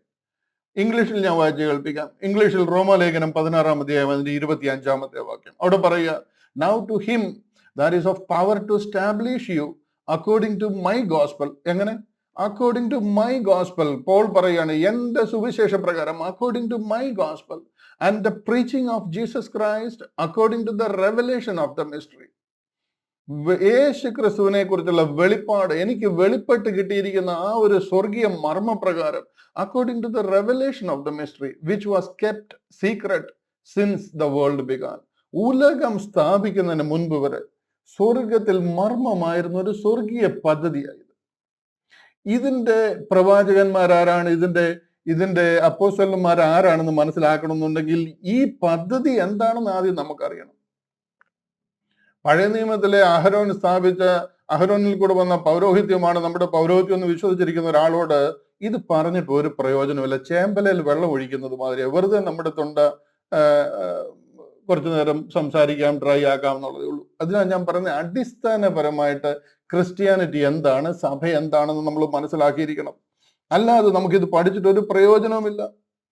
ഇതുകൊണ്ടാണ് എഫേസ്യ ലേഖനത്തിൽ ഈ കാര്യങ്ങൾ പറഞ്ഞിരിക്കുന്നത്. എഫേസ്യ ലേഖനത്തിന്റെ പശ്ചാത്തലം തന്നെ അതാണ്. ഞാൻ ഒത്തിരി ഡീറ്റെയിൽസിലേക്ക് കടക്കുന്നില്ല, അല്ലെങ്കിൽ നമ്മുടെ വിഷയത്തിലേക്ക് വരാൻ പറ്റത്തില്ല. എനിക്ക് എത്ര പറഞ്ഞാലും മതി വരാത്ത ഒരു വിഷയമായി ഇത്. കാര്യം ജനത്തിന് എങ്ങനെ ഇത് പറഞ്ഞ് മനസ്സിലാക്കി കൊടുക്കാൻ പറ്റും എന്നുള്ളതിനെ കുറിച്ച് ഞാൻ ഒത്തിരി ഇഷ്ടപ്പെടുന്ന ഒരു വിഷയമാണ്. അതുകൊണ്ട് എത്ര നേരം വേണേലും ഇതിന്റെ 4 വശങ്ങൾ ഞാൻ പറഞ്ഞു തരാൻ തയ്യാറാണ്. ബട്ട് നമുക്ക് സമയത്തിന്റെ പരിമിതി ഉണ്ടല്ലോ. ഈ വാക്യം കണ്ടില്ലേ, എഫേസ്യ ലേഖനത്തിൽ തന്നെ നമ്മൾ ഈ വായിക്കുന്ന വാക്യത്തിന്റെ 3-ാം അധ്യായം അതിന്റെ 5-ാം വാക്യം കണ്ടില്ലേ? അവിടെ പറയുകയാണ് ആ മർമ്മം. ഏത് മർമ്മം? സഭ എന്ന മർമ്മം. യേശു ക്രിസ്തുവിന്റെ ശരീരമാകുന്ന സഭ എന്ന മർമ്മം. ആ മർമ്മം ഇപ്പോൾ തന്റെ വിശുദ്ധ അപ്പോസ്തലന്മാർക്കും പ്രവാചകന്മാർക്കും ആത്മാവിനാൽ വെളിപ്പെട്ടതുപോലെ പൂർവ്വകാലങ്ങളിൽ മനുഷ്യർക്ക് അറിയായി വന്നിരുന്നില്ല. കൊലോസ്യ ലേഖനത്തിൽ പറഞ്ഞ അതേ കാര്യം തന്നെയായി പറയുന്നത്. ഇവിടെ പറയുകയാണ് തന്റെ വിശുദ്ധ അപ്പോസ്തലന്മാർക്കും പ്രവാചകന്മാർക്കും. ഇതാരായി അപ്പോസ്തലന്മാരും പ്രവാചകന്മാരും? ഇതാണ് നമ്മൾ നമ്മുടെ 1-ാമത്തെ ചോദ്യത്തിൽ വായിച്ചു കേട്ട ആ ചോദ്യത്തിന്റെ ഒരു ഭാഗമായത്. ആ ചോദ്യത്തിൽ നമ്മൾ വായിച്ചത് അവൻ ചിലരെ അപ്പോസ്തലന്മാരായും പ്രവാചകന്മാരായും അവൻ സുവിശേഷകന്മാരായും ഇടയന്മാരായും ഉപദേഷ്ടാക്കന്മാരായും നിയമിച്ചു എന്നുള്ളത്. ആ പറയുന്ന 1-ാമത്തെയും 2-ാമത്തെയും പൊസിഷനുകളായത്, ഉദ്യോഗമായത്. അതാണ് അപ്പോസ്തലന്മാരും പ്രവാചകന്മാരും. ഇത് ഈ സഭയ്ക്ക് ദൈവം കൽപ്പിച്ചാക്കിയിരിക്കുന്ന 5 ഉദ്യോഗങ്ങളിലെ 1-ഉം 2-ഉം ഉദ്യോഗങ്ങളാണ്. ആ മർമ്മം ഇപ്പോൾ അവന്റെ വിശുദ്ധ അപ്പോസ്തലന്മാർക്കും പ്രവാചകന്മാർക്കും ആത്മാവിനാൽ വെളിപ്പെട്ടതുപോലെ. ഇതൊന്നും കർത്താവായ യേശു ക്രിസ്തുവിന്റെ കൂടെ നടന്ന് 12 ശിഷ്യന്മാരെ പഠിപ്പിച്ചെടുത്തതല്ല. ആ 12 ശിഷ്യന്മാരല്ല ഈ അപ്പോസ്തലന്മാർ. അവരുടെ കാര്യമല്ല ഈ പറയുന്നത്. ഇപ്പോൾ പരിശുദ്ധ ആത്മാവിനാൽ വെളിപ്പെട്ടിരിക്കുന്ന കാര്യം പറയുക. ഇവിടെ അനേക അപ്പോസ്തലന്മാരെ ദൈവസഭയിൽ കൽപ്പിച്ചാക്കിയിട്ടുണ്ട്. ഇവിടെ ഒരു കാര്യം നമ്മൾ മനസ്സിലാക്കണം. ഞാൻ ഈ വാക്യം വീണ്ടും പ്രൊജക്ട് ചെയ്യാം. ഇവിടെ ഒരു കാര്യം മനസ്സിലാക്കണം. ഈ പദ്ധതി സ്വർഗത്തിൽ സീല് ചെയ്തു വെച്ചിരുന്ന ഒരു പദ്ധതിയാണ്. എന്നുവരെ അപ്പോസ്തലനായ പൗലോസിനെ വിളിച്ച് ദൈവം ഇത് വെളിപ്പെടുത്തുന്ന നാൾ വരെ ഇത് സീൽഡ്. ഒരു മനുഷ്യർക്കും അറിയത്തില്ല എന്ന് പറയുന്നത് ദൈവമാണ്. ദൈവം ഇത് സീല് ചെയ്ത് മർമ്മമായിട്ട് സ്വർഗത്തിൽ സൂക്ഷിച്ചിരുന്നെങ്കിൽ ഇത് വേറെ ചിലർക്കൊക്കെ അറിയാമെന്ന് പറയുന്നതിൽ യാതൊരു അർത്ഥവുമില്ല. ഐ വുഡ് റാദർ ബിലീവ് ബൈബിളിൽ പറയുന്നത് ഒരു മനുഷ്യർക്കും ഒരു ദൂതന്മാർക്ക് പോലും ഇത് അറിയത്തില്ല. അത്രയ്ക്ക് സൂക്ഷിച്ച് ദൈവം വെച്ചിരുന്ന ഒരു സ്വർഗീയ മർമ്മമാണ്. അത് ദൈവം പൗലോസ് അപ്പോസ്തലനോട് വെളിപ്പെടുത്തുക. അപ്പോൾ അതാണ് ഈ പ്രസംഗിക്കുന്നത്. അതിന്റെ കേന്ദ്രം എന്ന് പറയുന്നത് ക്രൂശിലെ വിശ്വാസത്താൽ സകല മനുഷ്യർക്കും രക്ഷാകരമായ ദൈവകൃപ വരുന്ന ഒരു ദൈവിക പദ്ധതിയാണ്. ഇത് കരുണ കാലഘട്ടമാണ്. ദൈവത്തിന് കരുണ തോന്നി കർത്താവിന്റെ ദയയാൽ എല്ലാ മനുഷ്യരും രക്ഷിക്കപ്പെടുന്ന ഒരു കരുണ കാലഘട്ടത്തെ കുറിച്ചായി പറയുന്നത്. ഇവിടെ ദൈവം അത് പൗലോസ് അപ്പോസ്തലന് വെളിപ്പെടുത്തുക. അത് വെളിപ്പെടുത്തുന്നതാണ് പോൾ ഈ പ്രസംഗിക്കുന്നത് മുഴുവനും. എന്നാൽ അനേക സഭകൾ പ്രസംഗിച്ച് ആരംഭിക്കുവാനായിട്ട് ഇടയായി. ഇവിടെ എല്ലാം പോൾ ഫിസിക്കലി ഓടി നടന്ന് ഇതെല്ലാം പറയാനോ എത്തിക്കാനോ കഴിയത്തില്ല. അതിനുവേണ്ടി ദൈവം ഇവിടെ സഭയിൽ ചില പൊസിഷനുകൾ കൽപ്പിച്ചാക്കുകയാണ്. അതായി ഈ 4-ാമത്തെ അധ്യായം 11-ാം വാക്യത്തിൽ നമ്മൾ വായിച്ചു കേട്ടത്. അവൻ ചിലരെ, ആര്? കർത്താവായ യേശു ക്രിസ്തു ചിലരെ സഭയിൽ അപ്പോസ്തലന്മാരായി, ചിലരെ പ്രവാചകന്മാരായി, ചിലരെ സുവിശേഷകന്മാരായി, ചിലരെ ഇടയന്മാരായി, ഉപദേഷ്ടാക്കന്മാരായി നിയമിച്ചു. ഇതിവരെ നിയമിച്ചു എന്തിനാന്ന് ചോദിച്ചു കഴിഞ്ഞാൽ ഈ സ്വർഗീയ മർമ്മം സഭയ്ക്ക് വെളിപ്പെടുത്തി കൊടുക്കുവാൻ വേണ്ടിയിട്ടാണ്. അപ്പോൾ ഒരാൾ മാത്രം പ്രസംഗിച്ചു പോകുവാനായിട്ടല്ല. അതാ ഈ വായിച്ച് ഞാൻ ഈ കേൾപ്പിച്ചത്. ആ മർമ്മം ഇപ്പോൾ തന്റെ വിശുദ്ധ അപ്പോസ്തലന്മാർക്കും പ്രവാചകന്മാർക്കും ആത്മാവിനാൽ വെളിപ്പെട്ടതുപോലെ പൂർവ്വകാലങ്ങളിൽ മനുഷ്യർക്ക് അറിയായി വന്നിരുന്നില്ല. ഇംഗ്ലീഷിൽ പറയുന്ന കേട്ടോ, which in other ages was not made known unto the sons of man. ഒരു മനുഷ്യനും അറിയത്തില്ല. As it is now revealed unto his holy apostles and prophets by the Spirit. പരിശുദ്ധ ആത്മാവിനാൽ ഇപ്പോൾ വെളിപ്പെട്ടതുപോലെ. ഈ അപ്പോസ്തലന്മാർ 12 അപ്പോസ്തലന്മാരല്ല. ഈ പ്രവാചകന്മാർ പഴയ നിയമത്തിലെ പ്രവാചകന്മാരല്ല. ദൈവസഭയിൽ കൽപ്പിച്ചാക്കിയിരിക്കുന്ന ചില അപ്പോസ്തലന്മാർ. ഇത് ഗ്രേസ് അപ്പോസ്തലന്മാരാണ്. കിങ്ഡം ഗോസ്പലിലെ അപ്പോസ്തലന്മാരല്ല, ഇത് ഗ്രേസ് അപ്പോസ്തലന്മാരാ. നിങ്ങൾക്ക് ചോദിക്കാം, അപ്പൊ അങ്ങനെ ഒരു അപ്പോസ്തലന്മാരുണ്ടോ? യെസ്, നിറയെ എക്സാമ്പിളുകൾ നമ്മൾ കാണിക്കാം. പൗലോസ് അപ്പോസ്തലനുണ്ട്, അപ്പല്ലോസ് ഉണ്ട്, ബർന്നബാസ് ഉണ്ട്, തീമോത്തി ഉണ്ട്, തീത്തോസ് ഉണ്ട്, എപ്പഫാസ് ഉണ്ട്, എപ്പഫ്രാദിത്തോസ് ഉണ്ട്, തിഹിക്കോസ് ഉണ്ട്, ത്രോഫിമോസ് ഉണ്ട്. അനേകരെ കാണിക്കാം. ദൈവം ചിലരെ സഭയിൽ കൽപ്പിച്ചാക്കിയെന്ന് തിരുവചനത്തിൽ കൂടി നമ്മളോട് പറയുക. പ്രവാചകന്മാരെ ദൈവം കൽപ്പിച്ചാക്കിയിരിക്കുക. എന്തിന്? ദൈവത്തിന്റെ നാവായിട്ട് മനുഷ്യരോട് സംസാരിക്കുവാനായിട്ട്. അതാണ് അവർ അന്യഭാഷകളിൽ ദൈവത്തോട് സംസാരിച്ചിരുന്നത്. അതാ അവർ സംസാരിക്കുന്ന ദൈവവുമായിട്ട് സംസാരിക്കുന്ന ഭാഷയാണ്. അത് അവർ സഭയിൽ വെളിപ്പെടുത്തുക. അത് സഭയിൽ വ്യാഖ്യാനിക്കാനായിട്ട് ദൈവം വ്യാഖ്യാനികളെ വ്യാഖ്യാന വരം കൊടുത്താക്കിയിരിക്കുക. എന്താണ് സംസാരിക്കുന്നതെന്ന് അവര് സഭയിൽ വെളിപ്പെടുത്തുക. അത് കേൾക്കുന്ന ഒരു പരിശുദ്ധാത്മാവിൽ നിറഞ്ഞ് ആത്മനിറവിൽ ആനന്ദിച്ച് സന്തോഷിക്കുക. ആദ്യ കാലഘട്ടങ്ങളിലെ സഭയുടെ ഒരു പാറ്റേൺ അതാണ്. ആ അപ്പോസ്തലന്മാരിൽ കൂടെയും പ്രവാചകന്മാരിൽ കൂടെ ഈ മഹനീയ സത്യങ്ങൾ വെളിപ്പെടുത്തുക. ഇതിന് മുൻപ് ഒരു കുഞ്ഞുങ്ങൾക്കും അറിയാൻ വയ്യാതിരുന്ന ഒരു ഭയങ്കര സത്യത്തിന്റെ വലിയൊരു കെട്ട്, ഒരു നെല്ലിക്ക ചാക്കിന്റെ കെട്ടഴിക്കുന്നത് പോലെ മുത്തായിട്ട് ഈ കാര്യങ്ങൾ സഭയിൽ പ്രസ്താവിക്കുക. അതുവരെ ഒരു മനുഷ്യനും മനസ്സിൽ ചിന്തിച്ചിട്ടില്ലാത്ത കാര്യങ്ങളായി പറയുന്നത്. ഇത് സ്വർഗത്തിൽ മറഞ്ഞിരുന്ന മർമ്മമാണ്. അത് ദൈവം വെളിപ്പെടുത്തുവാനായി ആ മർമ്മം ഇപ്പോൾ തന്റെ വിശുദ്ധ അപ്പോസ്തലന്മാർക്കും പ്രവാചകന്മാർക്കും ആത്മാവിനാൽ വെളിപ്പെട്ടതുപോലെ പൂർവ്വകാലങ്ങളിൽ മനുഷ്യർക്ക് അറിയായി വന്നിരുന്നില്ല. ഇതൊക്കെ അണ്ടർലൈൻ ചെയ്ത്, ഇതൊക്കെ എന്ത് ചെയ്ത് സ്വർണ്ണ ലിപികളിൽ എഴുതേണ്ട വാക്കുകളാണ്. ഹല്ലേലൂയ. ഇതാണ് അപ്പോസ്തലന്മാരെ പ്രവാചകന്മാരെ ഒക്കെ ഏൽപ്പിച്ചിരുന്ന ശുശ്രൂഷ. ഇതാണ് അടിസ്ഥാനം. ഈ അടിസ്ഥാന പ്രമാണം ഇവരിൽ മേലാണ് അടിസ്ഥാനം ഇടുന്നത്. ഇതുകൊണ്ട് എഫേസ് ലേഖനം 2:20 പറയുന്നത്, 2:20 ഞാനത് വായിച്ചു കേൾപ്പിക്കും. ഇതിന്റെ 2:20 പറയുക. എഫേസ് ലേഖനം 2-ാം അധ്യായം അതിന്റെ 20-ാം വാക്യം. ആ 2:20 പറയുന്നത് കണ്ടോ? അതുകൊണ്ട് ക്രിസ്തു യേശു തന്നെ മൂലക്കല്ലായിരിക്കെ നിങ്ങളെ അപ്പോസ്തലന്മാരും പ്രവാചകന്മാരും എന്ന അടിസ്ഥാനത്തിന്മേൽ പണിതിരിക്കുന്നു. ഇതിന്റെ ബേസ് ഇതാ. യേശു ക്രിസ്തു തന്നെ മൂലക്കല്ലായിരിക്കെ. നിങ്ങളുടെ അപ്പോസ്തലന്മാരും പ്രവാചകന്മാരും എന്ത് പറഞ്ഞു അതാണ് നമ്മുടെ ബേസിസ്. അതിന്റെ അടിസ്ഥാനത്തിന്മേലാണ് സഭ പണിതിരിക്കുന്നത്. മനസ്സിലാകുന്നുണ്ടോ? ഇത് നിങ്ങൾക്കൊന്ന് മനസ്സിലാകണം. ഇത് മനസ്സിലാകാൻ വേണ്ടിയിട്ടാണ് പോൾ പ്രാർത്ഥിക്കുന്നത്. പോളിന്റെ 1-ാം അധ്യായത്തിലെ പ്രാർത്ഥന കണ്ടോ? ഒന്നാം അധ്യായത്തിലെ പ്രാർത്ഥന കണ്ടോ? നമ്മുടെ കർത്താവായ യേശു ക്രിസ്തുവിന്റെ ദൈവവും മഹത്വമുള്ള പിതാവുമായവൻ നിങ്ങൾക്ക് തന്നെ കുറിച്ചുള്ള പരിജ്ഞാനത്തിൽ ജ്ഞാനത്തിന്റെയും വെളിപ്പാടിന്റെയും ആത്മാവിനെ തരേണ്ടതിനും നിങ്ങൾക്ക് ഈ വിഷയത്തിൽ ഒരു ജ്ഞാനം കിട്ടണം. നിങ്ങൾക്ക് ആ വെളിപ്പാടിന്റെ ആത്മാവിനെ കിട്ടണം. എന്നാൽ ഇത് ഉൾക്കൊള്ളാൻ പറ്റത്തുള്ളൂ. നിങ്ങൾക്കെല്ലാം അറിയത്തില്ല. നിങ്ങൾ ട്രഡീഷണലി പരിച്ഛേദന ചെയ്ത ദൈവത്തെ ആ ഒരു രീതിയിൽ സേവിച്ച അബ്രഹാമിന്റെയും യാക്കോബിന്റെയും ഇസ്രായേലിന്റെയും യാക്കോബിന്റെ ദൈവമേ പ്രാർത്ഥിച്ച് നിൽക്കുന്നവരാണ്. നിങ്ങൾക്ക് ഈ കാര്യം മനസ്സിലാകണമെന്നുണ്ടെങ്കിൽ നിങ്ങളുടെ ഹൃദയ ദൃഷ്ടി ഒന്ന് പ്രകാശിക്കണം. ആത്മാവിനെ തരേണ്ടത് നിങ്ങളുടെ ഹൃദയ ദൃഷ്ടി പ്രകാശിച്ചിട്ട് അവന്റെ വിളിയാലുള്ള ആശ ഇന്നതെന്നും വിശുദ്ധന്മാരിൽ അവന്റെ അവകാശത്തിന്റെ മഹിമാധനം ഇന്നതെന്നും അവന്റെ ബലത്തിൻ വല്ലഭത്വത്തിന്റെ വ്യാപാരത്താൽ വിശ്വസിക്കുന്ന നമുക്ക് വേണ്ടി വ്യാപരിക്കുന്ന അവന്റെ ശക്തിയുടെ അളവറ്റ വലിപ്പം ഇന്നതെന്നും നിങ്ങൾ അറിയേണ്ടതിനും പ്രാർത്ഥിക്കുന്നു. ഒരു വലിയ വാക്യമാ, ഒരു വലിയ വിഷയമാ. ഒത്തിരി പേർക്ക് അത് മനസ്സിലായിട്ടില്ല. ഇത്രയേ ഉള്ളൂ അതിന്റെ അർത്ഥം.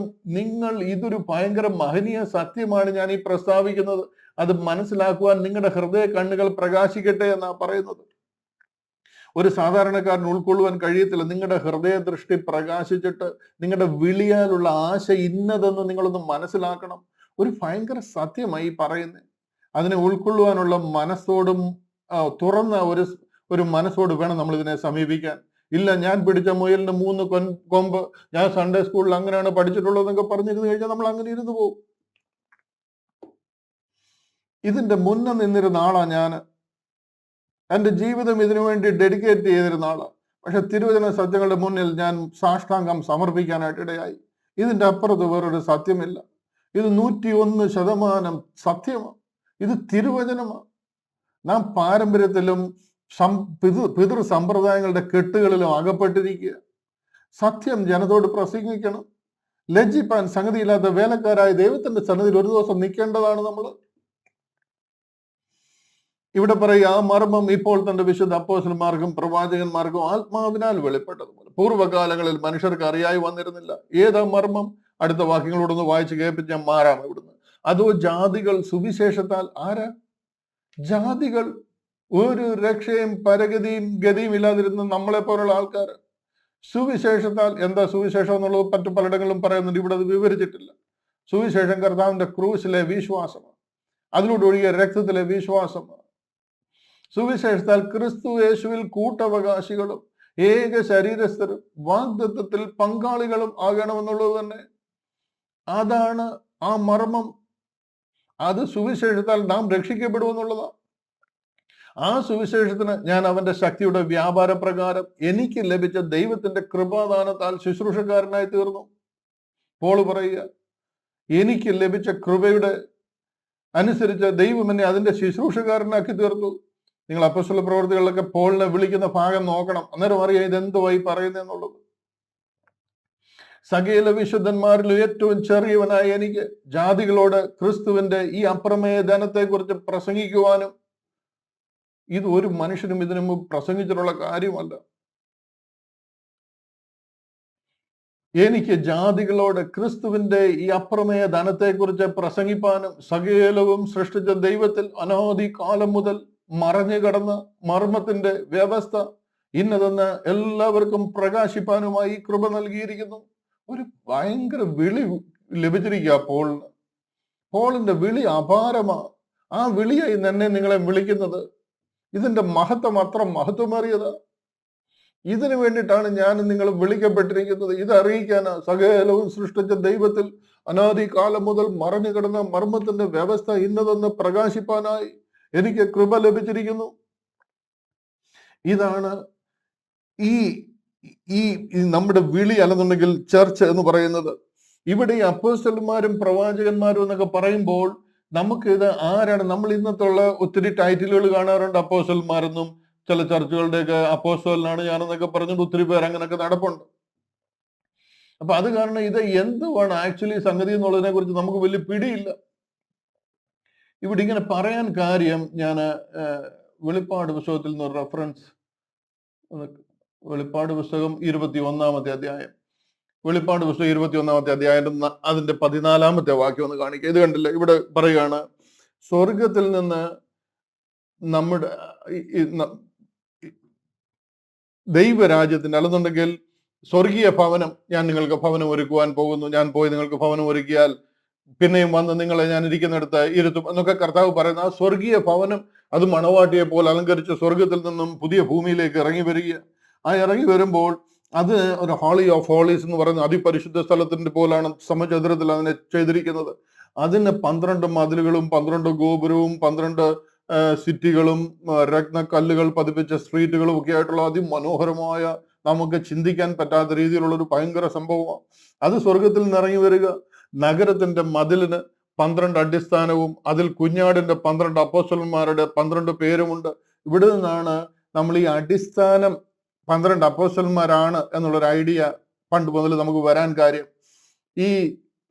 അതിൽ കുഞ്ഞാടിന്റെ 12 അപ്പോസ്തലന്മാരുടെ 12 പേരുമുണ്ട്.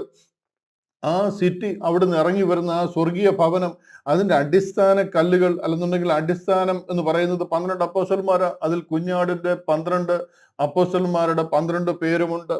അതുപോലെ തന്നെ ഈ അപ്പോസ്തല പ്രവൃത്തികൾ 2-ാം അധ്യായത്തിൽ സഭ ആരംഭിച്ചു എന്നൊക്കെ നമ്മൾ വിശ്വസിച്ചിരിക്കുന്നത് കൊണ്ടാണ് ഇതിന്റെ അടിസ്ഥാന പ്രമാണം, അല്ലെന്നുണ്ടെങ്കിൽ അടിസ്ഥാന കല്ലുകൾ അവരാണ്, അപ്പോസ്തലന്മാരാണ് എന്ന് നമ്മൾ വിശ്വസിക്കാൻ കാര്യം.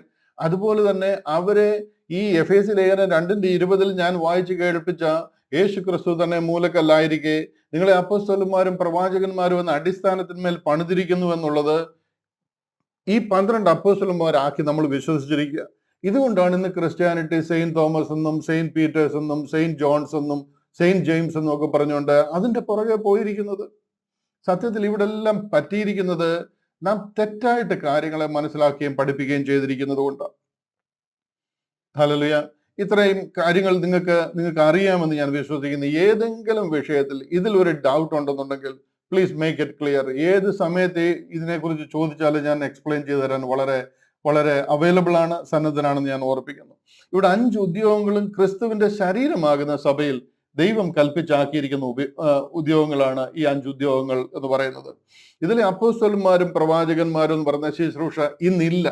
കാര്യം എന്താണെന്ന് ചോദിച്ചു കഴിഞ്ഞാൽ അത് ഫുൾഫിൽഡ് ആയി കഴിഞ്ഞു. ആ ദൗത്യം നിറവേറി കഴിഞ്ഞു. ദൈവം അപ്പോസ്തലന്മാരായിട്ട് ചിലരെ കൽപ്പിച്ചാക്കിയിരുന്നത് ദൈവത്താൽ അയക്കപ്പെട്ടിരിക്കുന്ന ഒരു പ്രത്യേക നിയോഗത്തിന് വേണ്ടി, പ്രത്യേക ദൗത്യം ജനത്തെ അറിയിക്കുവാനായിട്ട് ദൈവം അയച്ചിരിക്കുന്നവരെ അപ്പോസ്തലന്മാർ എന്ന് പറയുന്നത്. ആ ശുശ്രൂഷയായിരുന്നു ദൈവം ആദ്യകാലങ്ങളിൽ പൗലോസിനോട് ചേർന്നുണ്ടായിരുന്ന ശുശ്രൂഷന്മാരെ അപ്പോസ്തലന്മാരായി നിയമിച്ചിരുന്നവരെ ദൈവം കൽപ്പിച്ചാക്കിയിരുന്നത്. അത് അടിസ്ഥാന കല്ലുകളാണ്. അടിസ്ഥാനം അതിന്റെ പുറത്ത് വീണ്ടും അടിസ്ഥാനം ഇടത്തില്ല. ആ അടിസ്ഥാനം ഓൾറെഡി ഇട്ട് കഴിഞ്ഞിരിക്കുക. അതിന്റെ പുറത്ത് മീതെ ഒരുത്തൻ പണിയുന്നുവെങ്കിൽ അവനവൻ നോക്കിക്കൊള്ളട്ടെ. അതിന് മേലെ നമ്മൾ പണിത് കയറുകയാണ്. ഇടയ്ക്കിടയ്ക്കെല്ലാം അടിസ്ഥാനം ഇട്ടുകൊണ്ടിരിക്കത്തില്ല. ഇവിടെ ഒരു അപ്പസ്തോലന്റെ ആവശ്യം പിന്നീടില്ല. ഒരു അപ്പസ്തോലിക ശുശ്രൂഷയുടെ ആവശ്യം ഇവിടെ ഇല്ല. ഇത് ദൈവം കൽപ്പിച്ചാക്കിയിരുന്ന ഒരു ശുശ്രൂഷയാണ്. വേറൊരു വാക്യം ഞാൻ കാണിക്കാം. യോഹന്നാന്റെ സുവിശേഷം 13-ാം അധ്യായം 20-ാം വാക്യം. യോഹന്നാന്റെ സുവിശേഷം 13-ാം അധ്യായം 20-ാം വാക്യം. അവിടെ പറയുകയാണ്, ആമേൻ ആമേൻ ഞാൻ നിങ്ങളോട് പറയുന്നു, ഞാൻ അയക്കുന്നവനെ കൈക്കൊള്ളുന്നവൻ എന്നെ കൈക്കൊള്ളുന്നു, എന്നെ കൈക്കൊള്ളുന്നവൻ എന്നെ അയച്ചവനെ കൈക്കൊള്ളുന്നു. മനസ്സിലാകുന്നുണ്ടോ? കർത്താവ് സ്വന്തം ദൗത്യങ്ങൾ, ദൈവിക പദ്ധതികൾ നിറവേറ്റാനായിട്ട്, അത് വെളിപ്പെടുത്തുവാനായി ദൈവം അയച്ചിരിക്കുന്ന വ്യക്തികളാണ് അപ്പോസ്തലന്മാർ എന്ന് പറയുന്നത്. അവരെ കൈക്കൊള്ളുന്നവർ അവനെ അയച്ചവനെ കൈക്കൊള്ളുന്നു. അതായത് യേശു ക്രിസ്തുവിനെ കൈക്കൊള്ളുന്നു. യേശു ക്രിസ്തുവിനെ കൈക്കൊള്ളുന്നവർ കർത്താവിനെ അയച്ചവനെ കൈക്കൊള്ളുന്നവർ പിതാവായ ദൈവത്തിനെ കൈക്കൊള്ളുന്നു എന്ന് പറയുക. ആമേൻ ആമേൻ ഞാൻ നിങ്ങളോട് പറയുന്നു, ഞാൻ അയക്കുന്നവനെ കൈക്കൊള്ളുന്നവൻ എന്നെ കൈക്കൊള്ളുന്നു. ഇതിന്റെ കോൺട്രാറി എന്താണെന്നറിയാമോ? ഇത് കോൺട്രാസ്റ്റിൽ നോക്കിക്കഴിഞ്ഞാൽ എന്നെ പോളിനെ വിശ്വസിക്കാത്തവൻ എന്നെ കൈക്കൊള്ളുന്നില്ല എന്നർത്ഥം. യേശു ക്രിസ്തുവിനെ റിജക്ട് ചെയ്യുന്നു, യേശു ക്രിസ്തുവിൽ വിശ്വസിക്കുന്നില്ല എന്നർത്ഥം. പോളിനെ വിശ്വസിക്കാത്തവര്, നിങ്ങൾ പോളിനെ കുറിച്ച് പ്രസംഗിക്കുന്നു, നിങ്ങൾ പോളിനെ ഉയർത്തുന്നു, നിങ്ങൾ പോളിനെ ആരാധിക്കുന്നു എന്നൊക്കെ പറയുന്നവരുണ്ട്. അവരൊക്കെ ഒന്ന് ശ്രദ്ധിച്ചോണം. ഇവിടെ പറയുന്നത് ഞാൻ അയച്ചവനെ വിശ്വസിക്കാത്തവൻ എന്നെ വിശ്വസിക്കുന്നില്ല എന്നാണ് അതിന്റെ അർത്ഥം. കർത്താവ് പറയുകയാണ്, ഞാൻ നിങ്ങളോട് പറയുന്നു, ഞാൻ അയക്കുന്നവനെ കൈക്കൊള്ളുന്നവൻ എന്നെ കൈക്കൊള്ളുന്നു. ദൈവം സ്വർഗത്തിൽ നിന്ന് വിളിച്ച് ഞാൻ നിന്നെ അപ്പോസ്തലനായും ശുശ്രൂഷകനായും നിയമിച്ചിരിക്കുന്നു എന്ന് പറഞ്ഞൊരു പ്രത്യേക ദൗത്യം കൊടുത്ത് സ്വർഗത്തിൽ മറഞ്ഞിരുന്ന ഒരു സ്വർഗീയ മർമ്മം ലോകത്തെ വെളിപ്പെടുത്തുവാനായിട്ട് അയച്ചിരിക്കുക. സകലവും സൃഷ്ടിച്ച ദൈവത്തിൽ അനാദികാലം മുതൽ മറഞ്ഞിരുന്ന മർമ്മത്തിന്റെ വ്യവസ്ഥ ഇന്നതെന്ന് പ്രകാശിപ്പാനായി ദൈവം എനിക്ക് കൃപ തന്നിരിക്കുന്നു എന്ന് പറഞ്ഞും ക്രൂശ് വെളിപ്പെടുത്തുവാനായിട്ട് ദൈവം കൽപ്പിച്ചാക്കിയിരിക്കുന്ന ഒരു അപ്പോസ്തലൻ. പോളിനെ വിശ്വസിക്കാത്തവർ ശ്രദ്ധിച്ചുകൊള്ളണം. കൈക്കൊള്ളുന്നവൻ എന്നെ കൈക്കൊള്ളുന്നു, എന്നെ കൈക്കൊള്ളുന്നവൻ എന്നെ അയച്ചവനെ കൈക്കൊള്ളുന്നു. ഇനി പോൾ പറയുന്നത് അല്ല ശരി, ഞാനത് വിശ്വസിക്കുന്നില്ല എന്ന് പറഞ്ഞു കഴിഞ്ഞാൽ ദൈവത്തിനെ അംഗീകരിക്കുന്നില്ല എന്നതിന്റെ അർത്ഥം. ഹല്ലേലൂയ. പോളിനെ വിളിക്കുന്ന ഭാഗത്തെ ഒരു വാക്യം കൂടെ ഞാനൊന്ന് കാണിക്കും. 1-2 വാക്യം കൂടെ കാണിച്ചിട്ട് ഞാൻ അവിടെ നിന്ന് മാറാം. പ്രവർത്തിയുടെ പുസ്തകം 26-ാം അധ്യായം 15-ാമത്തെ വാക്യം പോളിനെ വിളിക്കുന്ന ഒരു ഭാഗമാണ്. അവിടെ പറയുക, ഞാൻ വായിക്കുന്നതേ ഉള്ളൂ, അധികം എക്സ്പ്ലെയിൻ ചെയ്യുന്നില്ല. നീ ആരാകുന്നു കർത്താവ് എന്ന് ഞാൻ ചോദിച്ചതിന് കർത്താവ്, പോൾ വീണ് കിടക്കുക, ഡെമസ്കോസിന്റെ പടിവാതിക്കല. അവിടുന്ന് ആൾക്കാരെ പിടിച്ചുകൊണ്ട് വന്ന് തിരിച്ച് യെരുശലേമിലേക്ക് കെട്ടിക്കൊണ്ട് പോകുവാനായിട്ട് വന്നിരിക്കുക. അവിടെ പോൾ കുതിരപ്പുറത്തിരിക്കുക. കർത്താവിനെ കണ്ടു കഴിഞ്ഞപ്പോഴത്തേന് അവിടുന്ന് വീണിരിക്കുക, നിലത്ത് വീണ് കിടന്നുകൊണ്ട് ചോദിക്കുക, നീ ആരാകുന്നു കർത്താവേ എന്ന് ഞാൻ ചോദിച്ചതിന് കർത്താവ്, നീ ഉപദ്രവിക്കുന്ന യേശു തന്നെ ഞാൻ. എങ്കിലും എഴുന്നേറ്റ് നിവർന്നു നിൽക്കുക, നീ എന്നെ കണ്ടതിനും ഞാൻ ഇനി നിനക്ക് പ്രത്യക്ഷനാവാനിരിക്കുന്നതിനും. ഞാൻ ഇനി പ്രത്യക്ഷനാവാനിരിക്കുക. നീ ഇപ്പൊ എന്നെ കണ്ടതേ ഉള്ളൂ, നിനക്കിനി ഞാൻ പല ആവർത്തി പ്രത്യക്ഷനാകാനിരിക്കുക. നിന്നെ ഞാൻ 3-ാം സ്വർഗത്തോളം കൊണ്ടുപോകും, നിന്നെ ഞാൻ അവിടെ കൊണ്ട് കാണിക്കും, അതിനുശേഷം ഞാൻ നിനക്ക് പ്രത്യക്ഷനാകും. 25 വർഷം കഴിഞ്ഞ് പോൾ 2 കൊരിന്ത്യൻസ് എഴുതുമ്പോൾ പറയാ, ഞാൻ വെളിപ്പാടുകളുടെ ആധിക്യത്താൽ നിഗളിച്ചു പോകാതിരിക്കേണ്ടതിന് അന്നേരം പ്രത്യക്ഷമായിക്കൊണ്ടിരിക്കുക. ഒത്തിരി കാര്യങ്ങൾ, ഒരു ഭയങ്കര പദ്ധതി പോളിൽ കൂടെ ദൈവം റിവീൽഡ് ആക്കിക്കൊണ്ടിരിക്കുക. ഞാൻ നിനക്ക് പ്രത്യക്ഷനാവാനിരിക്കുന്നതിനും നിന്നെ ശുശ്രൂഷകനും സാക്ഷിയുമായി നിയമിപ്പാൻ ഞാൻ നിനക്ക് പ്രത്യക്ഷനായി. എങ്ങനെ? ഏത് കൗൺസിലാ പോളിനെ അപ്പസ്തലനാക്കിയത്? ഒരു കൗൺസിലുമല്ല, ഒരുത്തരും വട്ടത്തിൽ കൂടിയിരുന്ന് ആലോചിച്ച് തീരുമാനിച്ചതല്ല, ദൈവം അപ്പോയിന്റ് ചെയ്തിരിക്കുക. ഞാൻ നിന്നെ ശുശ്രൂഷകനും സാക്ഷിയുമായി നിയമിപ്പാൻ ഞാൻ നിനക്ക് പ്രത്യക്ഷനായി. ജനത്തിന്റെയും ജാതികളുടെയും കയ്യിൽ നിന്ന് ഞാൻ നിന്നെ രക്ഷിക്കും. ഒരു വലിയ പദ്ധതിക്ക് വേണ്ടി ദൈവം ഒരുക്കുക. അവർക്ക് പാപമോചനവും എന്നിലുള്ള വിശ്വാസത്താൽ ശുദ്ധീകരിക്കപ്പെട്ടവരുടെ ഇടയിൽ അവകാശവും ലഭിക്കേണ്ടതിന് അവരുടെ കണ്ണ് തുറപ്പാനും അവരെ ഇരുളിൽ നിന്ന് വെളിച്ചത്തിലേക്കും സാത്താന്റെ അധികാരത്തിൽ നിന്ന് ദൈവത്തെങ്കിലേക്കും തിരിപ്പാനും ഞാനിപ്പോൾ നിന്നെ അവരുടെ അടുക്കൽ അയക്കുന്നു എന്ന് കൽപ്പിച്ചു. ഇത് അപ്പോസ്തോലിക ശുശ്രൂഷ. ഇങ്ങനെ അയക്കുന്നവരാണ് അപ്പോസ്തലന്മാരെന്ന് പറയുന്നത്. ഇതൊരു പ്രത്യേക പർപ്പസിന് വേണ്ടി അയക്കുന്നതാണ്. ഒത്തിരി ഭാഗങ്ങൾ ഇവിടുന്ന് വായിച്ച് കേൾപ്പിക്കേണ്ട, ഞാൻ അവിടെ നിൽക്കുന്നില്ല. ഇത് നിങ്ങൾക്കൊക്കെ അറിയാവുന്നത് കൊണ്ട് ഞാൻ അധികം സ്ട്രെസ് ചെയ്യുന്നില്ല ആ വിഷയത്തിൽ. എന്നാൽ ഒരു വാക്യം കൂടെ ഒന്ന് വായിക്കാം. കൊരിന്ത്യർ ലേഖനം 14 അധ്യായം 37 വാക്യത്തിൽ പറയുക, താൻ പ്രവാചകനെന്നോ ആത്മീകനെന്നോ ഒരുത്തിന് തോന്നുന്നുവെങ്കിൽ, നിങ്ങൾ ആരെങ്കിലും ആത്മീകരെന്ന് നിങ്ങൾക്ക് തോന്നുന്നുവെങ്കിൽ, ദൈവ മക്കളെന്ന് നിങ്ങൾക്ക് തോന്നുന്നുവെങ്കിൽ, ഞാൻ നിങ്ങൾക്ക് എഴുതുന്നത് കർത്താവിന്റെ കൽപ്പന ആകുന്നു എന്ന് അവൻ അറിഞ്ഞുകൊള്ളട്ടെ. ഇത് എൻ്റെ ഇഷ്ടമല്ല, എനിക്ക് കിട്ടിയ ഐഡിയ അല്ല, ഞാൻ പഠിച്ചു മിടുക്കനായിട്ട് എൻ്റെ കിട്ടിയ കുറെ ജ്ഞാനമല്ല ഞാൻ ഈ എഴുതുന്നത്. ഞാൻ നിങ്ങൾക്ക് എഴുതുന്നത് കർത്താവിന്റെ കൽപ്പനയാകുന്നു എന്ന് അവൻ അറിഞ്ഞുകൊള്ളട്ടെ. പൗലോസ് റെവലേഷനിൽ കൂടെ ഓരോ വാക്കുകളും പറഞ്ഞിരിക്കുന്നത് ദൈവിക കൽപ്പനയാണ്. ഗലാത്യ ലേഖനത്തിൽ 1:11-12 ഒക്കെ പറയുന്നത്, ഇത് ഞാൻ മനുഷ്യരോട് പഠിച്ചിട്ടില്ല, പ്രാപിച്ചിട്ടില്ല, സ്വർഗത്തിൽ നിന്ന് ദൈവം യേശു ക്രിസ്തു തന്ന വെളിപ്പാടിനാൽ അത്രേ. കൊരിന്ത്യർ ലേഖനത്തിൽ പറയുന്നത്, ഞാൻ കർത്താവിൽ നിന്ന് പ്രാപിച്ചതും നിങ്ങൾക്ക് ഏൽപ്പിച്ചതും എന്തെന്നാൽ. നിങ്ങൾക്ക് ഞാൻ പറയാൻ ഉദ്ദേശിക്കുന്നത് എന്താണ്, എൻ്റെ ഹൃദയവും എൻ്റെ മനസ്സും ഒക്കെ നിങ്ങൾ ഉൾക്കൊള്ളുന്നു, മനസ്സിലാകുന്നു എന്ന് ഞാൻ വിശ്വസിക്കുന്നു. ഈ അടിപ്പട സത്യമില്ലാതെ നമ്മൾ ഏതെങ്കിലും വാക്കുകൾക്ക് അർത്ഥം കണ്ടുപിടിച്ചിട്ട് ഒരു പ്രയോജനവുമില്ല. അടിസ്ഥാനപരമായിട്ട് സഭ എന്താണ്, ക്രിസ്ത്യാനിറ്റി എന്താണെന്ന് നമ്മൾ ആദ്യം മനസ്സിലാക്കണം. ഇന്ന് പ്രവചന ശുശ്രൂഷ ഇല്ല. ഇന്ന് ഒരു പ്രവാചകന്റെയും ആവശ്യം ഇവിടെ ഇല്ല. എന്ത് പ്രവചനമാണ് നിങ്ങൾക്ക് വേണ്ടി? ദൈവസഭയെ സംബന്ധിച്ചിടത്തോളം എല്ലാ പ്രവചനങ്ങളും തന്നിരിക്കുക. അപ്പോസ്തലന്മാർക്കൂടെ പ്രവാചകന്മാർക്കൂടെ ദൈവസഭ എന്താണെന്ന് 13 ലേഖനങ്ങൾ കൂടി എഴുതി നമ്മുടെ കയ്യിൽ തന്നിരിക്കുക. ഇനി പുതുതായിട്ട് ഒന്നും പ്രവചിച്ച് നമ്മൾ അറിയേണ്ടതായിട്ടില്ല. ആ ശുശ്രൂഷ നിന്നുപോയി. അതുകൊണ്ടാ കൊരിന്ത്യർ ലേഖനത്തിൽ പറയുന്നത്, 13 അധ്യായം 8 വാക്യത്തിൽ പറയുന്നത്, ഭാഷാവരമോ പ്രവചനവരമോ അത് നീങ്ങിപ്പോകും, ഭാഷാവരമോ അത് നിന്നുപോകും, പ്രവചനവരം അത് നീങ്ങിപ്പോകും. അതിനൊരു കാലഘട്ടമുണ്ട്, ടിൽ സർട്ടൻ ടൈം, അതിനൊരു സമയമുണ്ട്. അതുവരെ ദൈവം കൊടുത്തിരുന്ന ഒരു പ്രത്യേക ദൈവിക വരമാണ്. അത് നിവൃത്തിയായി കഴിഞ്ഞു. അത് കഴിഞ്ഞു പോയതും അതിന്റെ ആവശ്യം ഇന്നില്ല. ഇന്ന് എന്ത് പ്രവചനമാണ് നമുക്ക് വേണ്ടി? എന്തിനെ കുറിച്ചാണ് നിങ്ങൾക്ക് അറിയേണ്ടത്? ഇന്ന് പ്രവചനം, ഇന്ന് ദൈവസഭയ്ക്ക് എന്തിന്റെ പ്രവചനമാണ് വേണ്ടി? എന്താണ് നമുക്ക് അറിയാൻ വയ്യാത്തത്?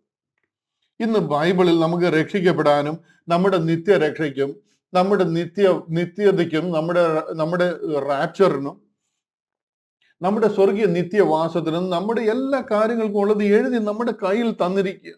ഇത് നമ്മുടെ കയ്യിൽ തന്നിരിക്കുക. 13 ലേഖനങ്ങളിൽ കൂടി എഴുതി, പൗലോസ് റെവലേഷനിൽ കൂടി സ്വർഗീയ പദ്ധതി എന്താണെന്ന് എഴുതി നമ്മുടെ കയ്യിൽ തന്നിരിക്കുക. ഇനി എന്താണ് പ്രവാചകൻ വന്ന് നമ്മളോട് പ്രസംഗിക്കാനുള്ളത്? എന്ത് പ്രവചനമാണ് നിങ്ങൾക്ക് കേൾക്കേണ്ടത്? ഇതറിയാൻ വയ്യാതെ ആൾക്കാർ ജനത്തെ ചൂഷണം ചെയ്തുകൊണ്ട് ഓരോരോ സംഗതികൾ പറഞ്ഞും ചെയ്തും അവർ ജീവിത മാർഗത്തിന് വേണ്ടി ഓരോരോ കാര്യങ്ങൾ ചെയ്തുകൊണ്ടിരിക്കുക. ഇതൊന്നും ദൈവവചനത്തിന്റെ അടിസ്ഥാനത്തിലല്ല. മക്കളുടെ കല്യാണം എന്ന് നടക്കും, മോൻ ഗൾഫിൽ പോകുമോ, അച്ഛൻ്റെ വെള്ളമടി നിർത്തുമോ എന്നൊക്കെ ചോദിക്കുന്നത് പറയാനുള്ള ശുശ്രൂഷയല്ല പ്രവചനവരം. അതല്ല ദൈവിക ഉദ്ദേശം. പ്രവചന വരത്തിന് അതിൻ്റെതായിട്ടുള്ള മാഹാത്മ്യമുണ്ട്. ദൈവം കൊടുത്തിരുന്ന സ്വർഗീയ സത്യങ്ങൾ ദൈവത്തോട് സംസാരിക്കുകയും അത് മനുഷ്യനോട് വെളിപ്പെടുത്തുകയും ചെയ്യുന്നത്.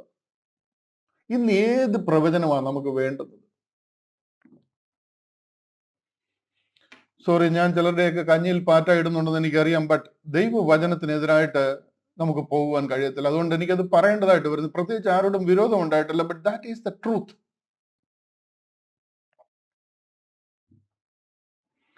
ഇന്ന് അപ്പോസ്തോലിക ശുശ്രൂഷയോ പ്രവചന ശുശ്രൂഷയോ ഇന്നില്ല. ഒരു അപ്പോസ്തലനും ഇന്നില്ല, ഒരു അപ്പോസ്തലത്തിന്റെ ആവശ്യമെന്നില്ല. അതിന്റെ അർത്ഥം ഉണ്ടെന്ന് പറഞ്ഞു കഴിഞ്ഞാൽ ഇത് പൂർണ്ണമായിട്ടില്ല എന്ന്, ഇത് പരിപൂർണമായെന്ന്. You are complete in Christ. ഇന്നുള്ള ശുശ്രൂഷ എന്ന് പറയുന്നത് സുവിശേഷകന് നെടുനീളത്തിൽ എഴുന്നേറ്റ് നിന്ന് സുവിശേഷം പ്രസംഗിക്കുക, യേശു ക്രിസ്തുവിന്റെ ക്രൂശ് പ്രസിദ്ധമാക്കുക. അതാ എന്നെ നിങ്ങളെ ഏൽപ്പിച്ചിരിക്കുന്ന ശുശ്രൂഷ. അതാണ് അതിന്റെ ഗ്രേറ്റ് കമ്മീഷൻ എന്ന് പറയുന്നത്. ആ സുവിശേഷം കേട്ട് കഴിയുമ്പോഴത്തേന് അനേകരുടെ ഹൃദയത്തിൽ ആ വിത്ത് വീണ് കഴിയുമ്പോൾ, ആ ഹൃദയത്തിൽ ആ ഒരു മനം മാറ്റം ഉണ്ടായി കഴിയുമ്പോൾ, ആ ഒരു ഹൃദയത്തിൽ ഉണ്ടാകുന്ന ആ ഒരു ദൈവിക സ്നേഹത്താൽ, ഒരു സമർപ്പണത്താൽ അനേകർ രക്ഷിക്കപ്പെടുക. അങ്ങനെ രക്ഷിക്കപ്പെട്ടവരുടെ കൂട്ടത്തെ പരിപാലിക്കുന്ന ശുശ്രൂഷയാണ് അടുത്ത ശുശ്രൂഷ, ഇടയ ശുശ്രൂഷ. ഇന്ന് ഇടയന്മാരുണ്ട്, സുവിശേഷകന്മാരുണ്ട്, ഇടയന്മാരുണ്ട്. ആ ഇടയന്മാരായി കഴിയുമ്പോഴത്തേന് കൂടിവരവുകൾ, കോൺഗ്രിഗേഷൻസ് ഉണ്ടാകും. ആ കോൺഗ്രിഗേഷൻസ് എല്ലാവർക്കും, ഓരോരുത്തർക്കും, അതിലെ ഓരോ വ്യക്തിക്കും തനതായ ദൈവിക ദൗത്യം ഓരോരുത്തർക്കും ദൈവം കൊടുത്തിട്ടുണ്ട്. ഒരുത്തരുമില്ല ഒരു ദൗത്യമില്ലാത്തവർ. അങ്ങനെ ആ കൂടിവരവുകളെ പരിപാലിക്കുവാൻ വേണ്ടിയിട്ടുള്ള ശുശ്രൂഷയാണ് ഇടയ ശുശ്രൂഷ. ആ ഇടയ ശുശ്രൂഷയിൽ ആ കോൺഗ്രിഗേഷൻ ഉണ്ടാകുമ്പോൾ അവിടെ സംശയങ്ങൾ ഉണ്ടാകും, പ്രശ്നങ്ങൾ ഉണ്ടാകും, ഡിബേറ്റുകൾ ഉണ്ടാകും. അതിനെ ക്രമീകരിക്കുവാൻ വേണ്ടിയിട്ടാണ് ടീച്ചേഴ്സ് അല്ലെങ്കിൽ ഉപദേഷ്ടാക്കന്മാർ. അവൻ ചിലരെ അപ്പോസ്തലന്മാരായും, ചിലരെ പ്രവാചകന്മാരായും, ചിലരെ സുവിശേഷകന്മാരായും, ചിലരെ ഇടയന്മാരായും, ഉപദേഷ്ടാക്കന്മാരായും നിയമിച്ചു. ഈ 5 ശുശ്രൂഷകളാണ് ദൈവം കൽപ്പിച്ചാക്കിയത്. അതിലെ അപ്പോസ്തോലിക ശുശ്രൂഷയും പ്രവചന ശുശ്രൂഷയും അടിസ്ഥാന ഉപദേശങ്ങൾ, അത് കഴിഞ്ഞുപോയി. ഇന്ന് ബാക്കി 3 ശുശ്രൂഷകളുണ്ട്. സുവിശേഷകൻ ഇങ്ങനെ നെടുനീളത്തിൽ നിൽക്കുക, ഈ കൈയുടെ 5 വിരൽ പോലെ അത് ഏറ്റവും നെടുനീളത്തിൽ നിൽക്കുക സുവിശേഷകൻ. എവിടെ നിന്ന് യേശു ക്രിസ്തുവിനെ പ്രസംഗിക്കുക, എന്റെ അപ്പത്തെ വെള്ളത്തിന്മേൽ എറിയുക, ഏറെ നാൾ കഴിയും മുമ്പ് അത് ഫലം കായ്ക്കും. നമ്മൾ ആരും നിർബന്ധിച്ച് ക്രിസ്ത്യാനിയാക്കണ്ട, ഒരുത്തരെ നിർബന്ധിച്ച് വിശ്വസിപ്പിക്കണ്ട. അത് ദൈവത്തിന്റെ ഉത്തരവാദിത്വമാണ്. You just preach it. പക്ഷെ അത് നെഞ്ചത്ത് കൈവച്ച സത്യത്തോടെയും വേറെ യാതൊരു ഉദ്ദേശത്തോടെയും ആയിരിക്കല്ല, ഒരു ഹിഡൻ അജണ്ടയും വെച്ചുകൊണ്ടായിരിക്കല്ല പ്രസംഗിക്കുന്നത്. യേശു ക്രിസ്തുവിന്റെ ക്രൂശ് പ്രസിദ്ധമാക്കുക, കർത്താവിന്റെ ക്രൂശിലേക്കൂടെ ഒഴുകിയ രക്തത്തോടുള്ള ഉത്തരവാദിത്വത്തോടെ വേണം അതിനെ പ്രസംഗിക്കുവാൻ. ഹല്ലേലൂയ. അങ്ങനെ ദൈവം കൂട്ടിച്ചേർക്കുന്നവരെയാണ് ദൈവസഭ, അല്ലെന്നുണ്ടെങ്കിൽ കോൺഗ്രിഗേഷൻ. ഓരോരോ ലോക്കൽ സഭകളായിട്ട് അവർ കൂടി വരും. അവരുടെ ഇടയിൽ ഉണ്ടാകുന്ന തർക്കങ്ങളും സംശയങ്ങളും വിഷയങ്ങളും ഒക്കെ ഉണ്ടാകാം. കാര്യം ഈ ലോകത്തിൽ അവർ ജീവിക്കുന്നത്, ഒത്തിരി സംശയങ്ങൾ ഉണ്ടാകാം. അതൊക്കെ ക്ലാരിഫൈ ചെയ്ത് കൊടുക്കുവാൻ വേണ്ടിയിട്ടാണ് ദൈവം ഉപദേഷ്ടാക്കന്മാരെന്നൊരു ഗ്രൂപ്പിനെ ആ സഭയിലാക്കിയിരിക്കുന്നത്. ഇവിടെ പറയുമ്പോൾ പ്രത്യേകം ശ്രദ്ധിക്കണം. അവിടെ പറയുന്നത് അവൻ ചിലരെ അപ്പോസ്തലന്മാരായും ചിലരെ പ്രവാചകന്മാരായും, ചിലരെ സുവിശേഷകന്മാരായും, ചിലരെ ഇടയന്മാരായും ഉപദേഷ്ടാക്കന്മാരായും നിയമിച്ചിരിക്കുന്നു. അതായത് നമുക്ക് വേണമെങ്കിൽ പറയാം, every pastors must be A teacher. അവൻ ചിലരെ ഇടയന്മാരായും ഉപദേഷ്ടാക്കന്മാരായും നിയമിച്ചിരിക്കുന്ന ഒരു പാസ്റ്റർ അല്ലെങ്കിൽ അതിന്റെ അവിടുത്തെ ആ ഇടയൻ എന്ന് പറയുന്നത് ആ സഭയെ പരിപാലിക്കാനും അവരുടെ സംശയങ്ങൾ പറഞ്ഞു തീർക്കുവാനും അവർക്ക് അതിൽ തീർപ്പ് കൽപ്പിക്കുവാനും ഒക്കെ കഴിവുള്ളവനായിരിക്കണം. ഇടയന്മാരായും ഉപദേഷ്ടാക്കന്മാരായും നിയമിച്ചിരിക്കുന്നുവെന്ന്. എന്നാൽ എല്ലാ ഉപദേഷ്ടാക്കന്മാരും പാസ്റ്റേഴ്സ് ആയിരിക്കണമെന്ന് നിർബന്ധമില്ല. ഹല്ലേലൂയ. അവർക്ക് അതിലുള്ള പരിജ്ഞാനം ഉണ്ടായിരിക്കണം. ഇന്ന് ഉള്ള ശുശ്രൂഷ ഈ 3 ശുശ്രൂഷകളാണ്. ബാക്കിയെല്ലാം ഇന്ന് അപ്പോസ്തോലിക ശുശ്രൂഷയോ പ്രവചന ശുശ്രൂഷയോ ഇന്നില്ല. ഇന്ന് സുവിശേഷകൻ, ഇടയൻ, ഉപദേഷ്ടാവ്, ഈ 3 ശുശ്രൂഷകളാണ് ഇന്ന് ദൈവസഭയിലുള്ളത്. ഒരു വാക്യം കൂടെ വായിച്ചിട്ട് ഞാൻ അവിടെ അത് നിർത്തി മാറാം. കൊരിന്ത്യ ലേഖനം 13-ാം അധ്യായം 9-ാം വാക്യം. കൊരിന്ത്യ ലേഖനം ഇതൊരു വലിയൊരു വേറെ സബ്ജക്റ്റ് ആണ്. ഞാൻ അതിലേക്ക് കടക്കുന്നില്ല, ജസ്റ്റ് വായിച്ചു മാത്രം പോയി ഇത്രയും പറഞ്ഞതുകൊണ്ട്. ഇന്ന് നാം അംശമായിട്ട് മാത്രം അറിയുന്നു, അംശമായി മാത്രം നാം അറിയുന്നു, അംശമായി മാത്രം പ്രവചിക്കുന്നു. ഇത് ആ കാലഘട്ടങ്ങളിൽ അവർക്ക് അറിയാവുന്നത് അംശമായിട്ട് മാത്രമാണ്. കാര്യം എല്ലാം കൂടി ഒരു സഭയിൽ ഈ 13 ലേഖനത്തിലെയും കാര്യങ്ങൾ ഒരു സഭയിലെ ആരാധനയിൽ പറയാൻ പറ്റത്തില്ല. വളരെ ബിറ്റ്സ് ആൻഡ് പീസസ് ആയിട്ട് കുറേശ്ശെ ഈ കാര്യങ്ങളൊന്നും മനസ്സിലാക്കി കൊടുക്കുക. ഒരു വിഷയത്തെക്കുറിച്ച് സംസാരിക്കും, അതിന്റെ ആധികാരികത അവർ സംസാരിക്കുക. അത് സംസാരിച്ച് തീർക്കാൻ പറ്റത്തില്ല, അതുപോലെ മഹത്വമേറിയ വിഷയങ്ങളായി സംസാരിക്കുന്നത്. അതുകൊണ്ടാണ് പറയുന്ന അംശമായിട്ട് മാത്രം നമ്മൾ അറിയുന്നു. ബിറ്റ്സ് ആൻഡ് പീസസ് ആയിട്ട് ഓരോ മീറ്റിങ്ങിലും നമുക്ക് കിട്ടുന്നുണ്ട്, ഓരോ കൂടിവരവിലും ആത്മാവിനാൽ നമ്മളോട് സംസാരിക്കുന്നുണ്ട്. അത് നമ്മൾ അറിയുന്നു. പൂർണ്ണമായത് വരുമ്പോഴോ അംശമായത് നീങ്ങിപ്പോകും.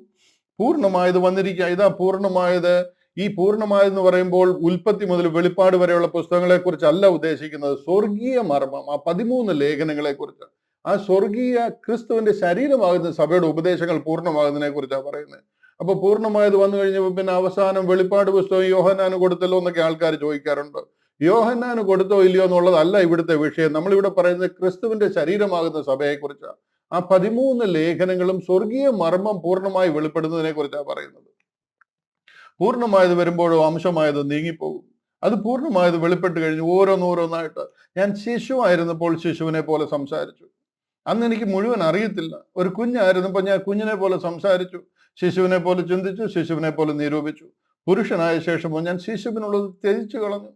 ഇന്ന് ഇത് മുഴുവൻ കാര്യങ്ങളും കിട്ടിക്കഴിഞ്ഞിട്ടും എനിക്ക് അറിയാൻ വയ്യാത്തൊരു ശിശുവിനെ പോലെ ഇരിക്കുകയല്ല ഞാൻ ചെയ്യേണ്ടത്. ഞാൻ പുരുഷനായി കഴിഞ്ഞു, പൂർണ്ണമായത് വന്നു കഴിഞ്ഞു. ഇതിനെക്കുറിച്ച് പരിപൂർണമായ അറിവ് എനിക്ക് ദൈവം തന്നു കഴിഞ്ഞു.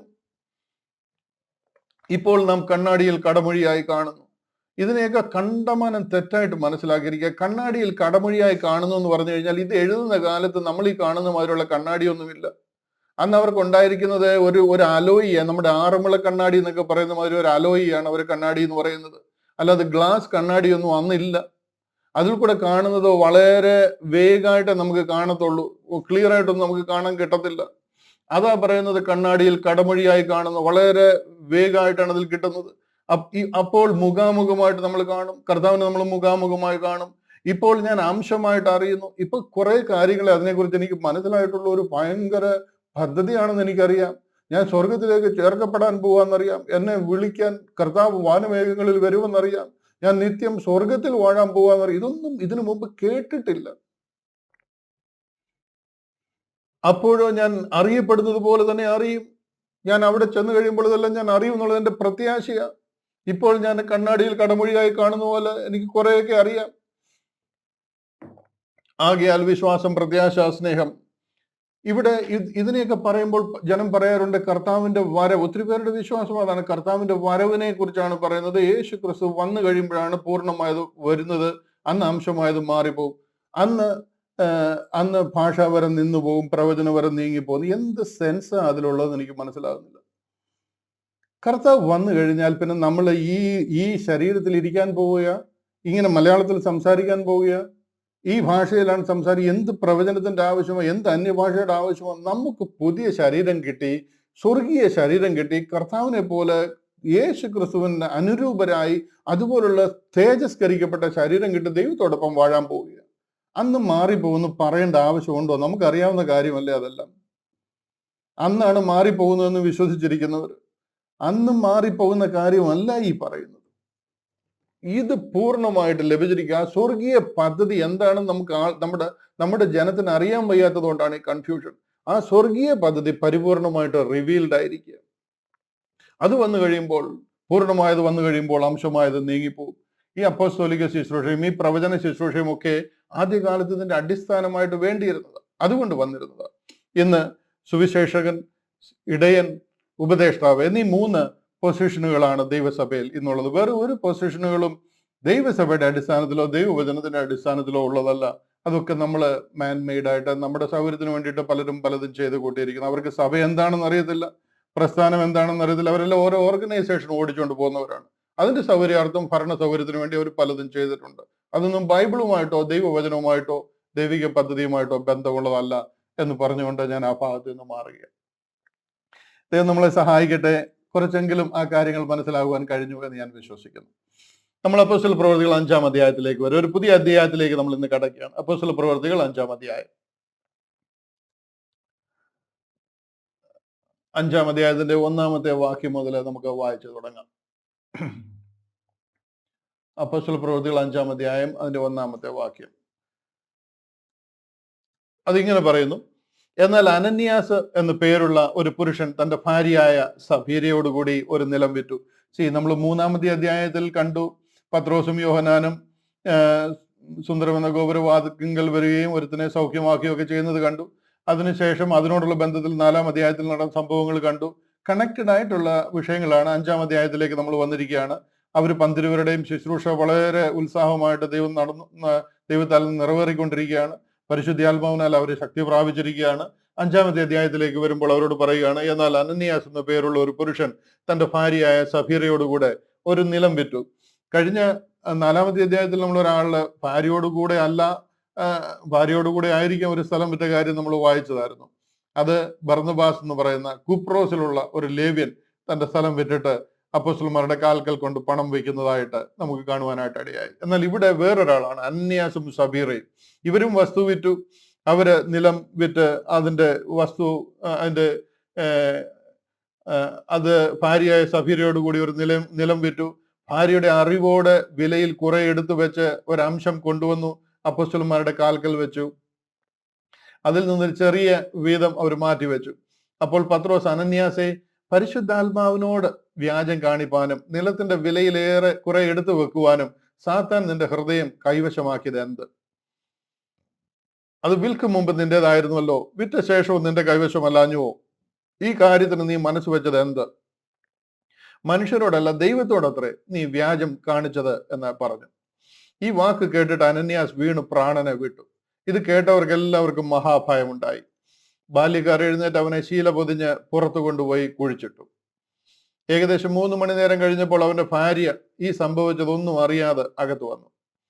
പത്രോസ് അവളോട്, ഇത്രയ്ക്കോ നിങ്ങൾ നിലം വിറ്റത്? പറക എന്ന് പറഞ്ഞു. അതെ, ഇത്രയ്ക്ക് തന്നെ എന്ന് അവൾ പറഞ്ഞു. പത്രോസ് അവളോട്, കർത്താവിന്റെ ആത്മാവിനെ പരീക്ഷിപ്പാൻ നിങ്ങൾ തമ്മിൽ ഒത്തത് എന്ത്?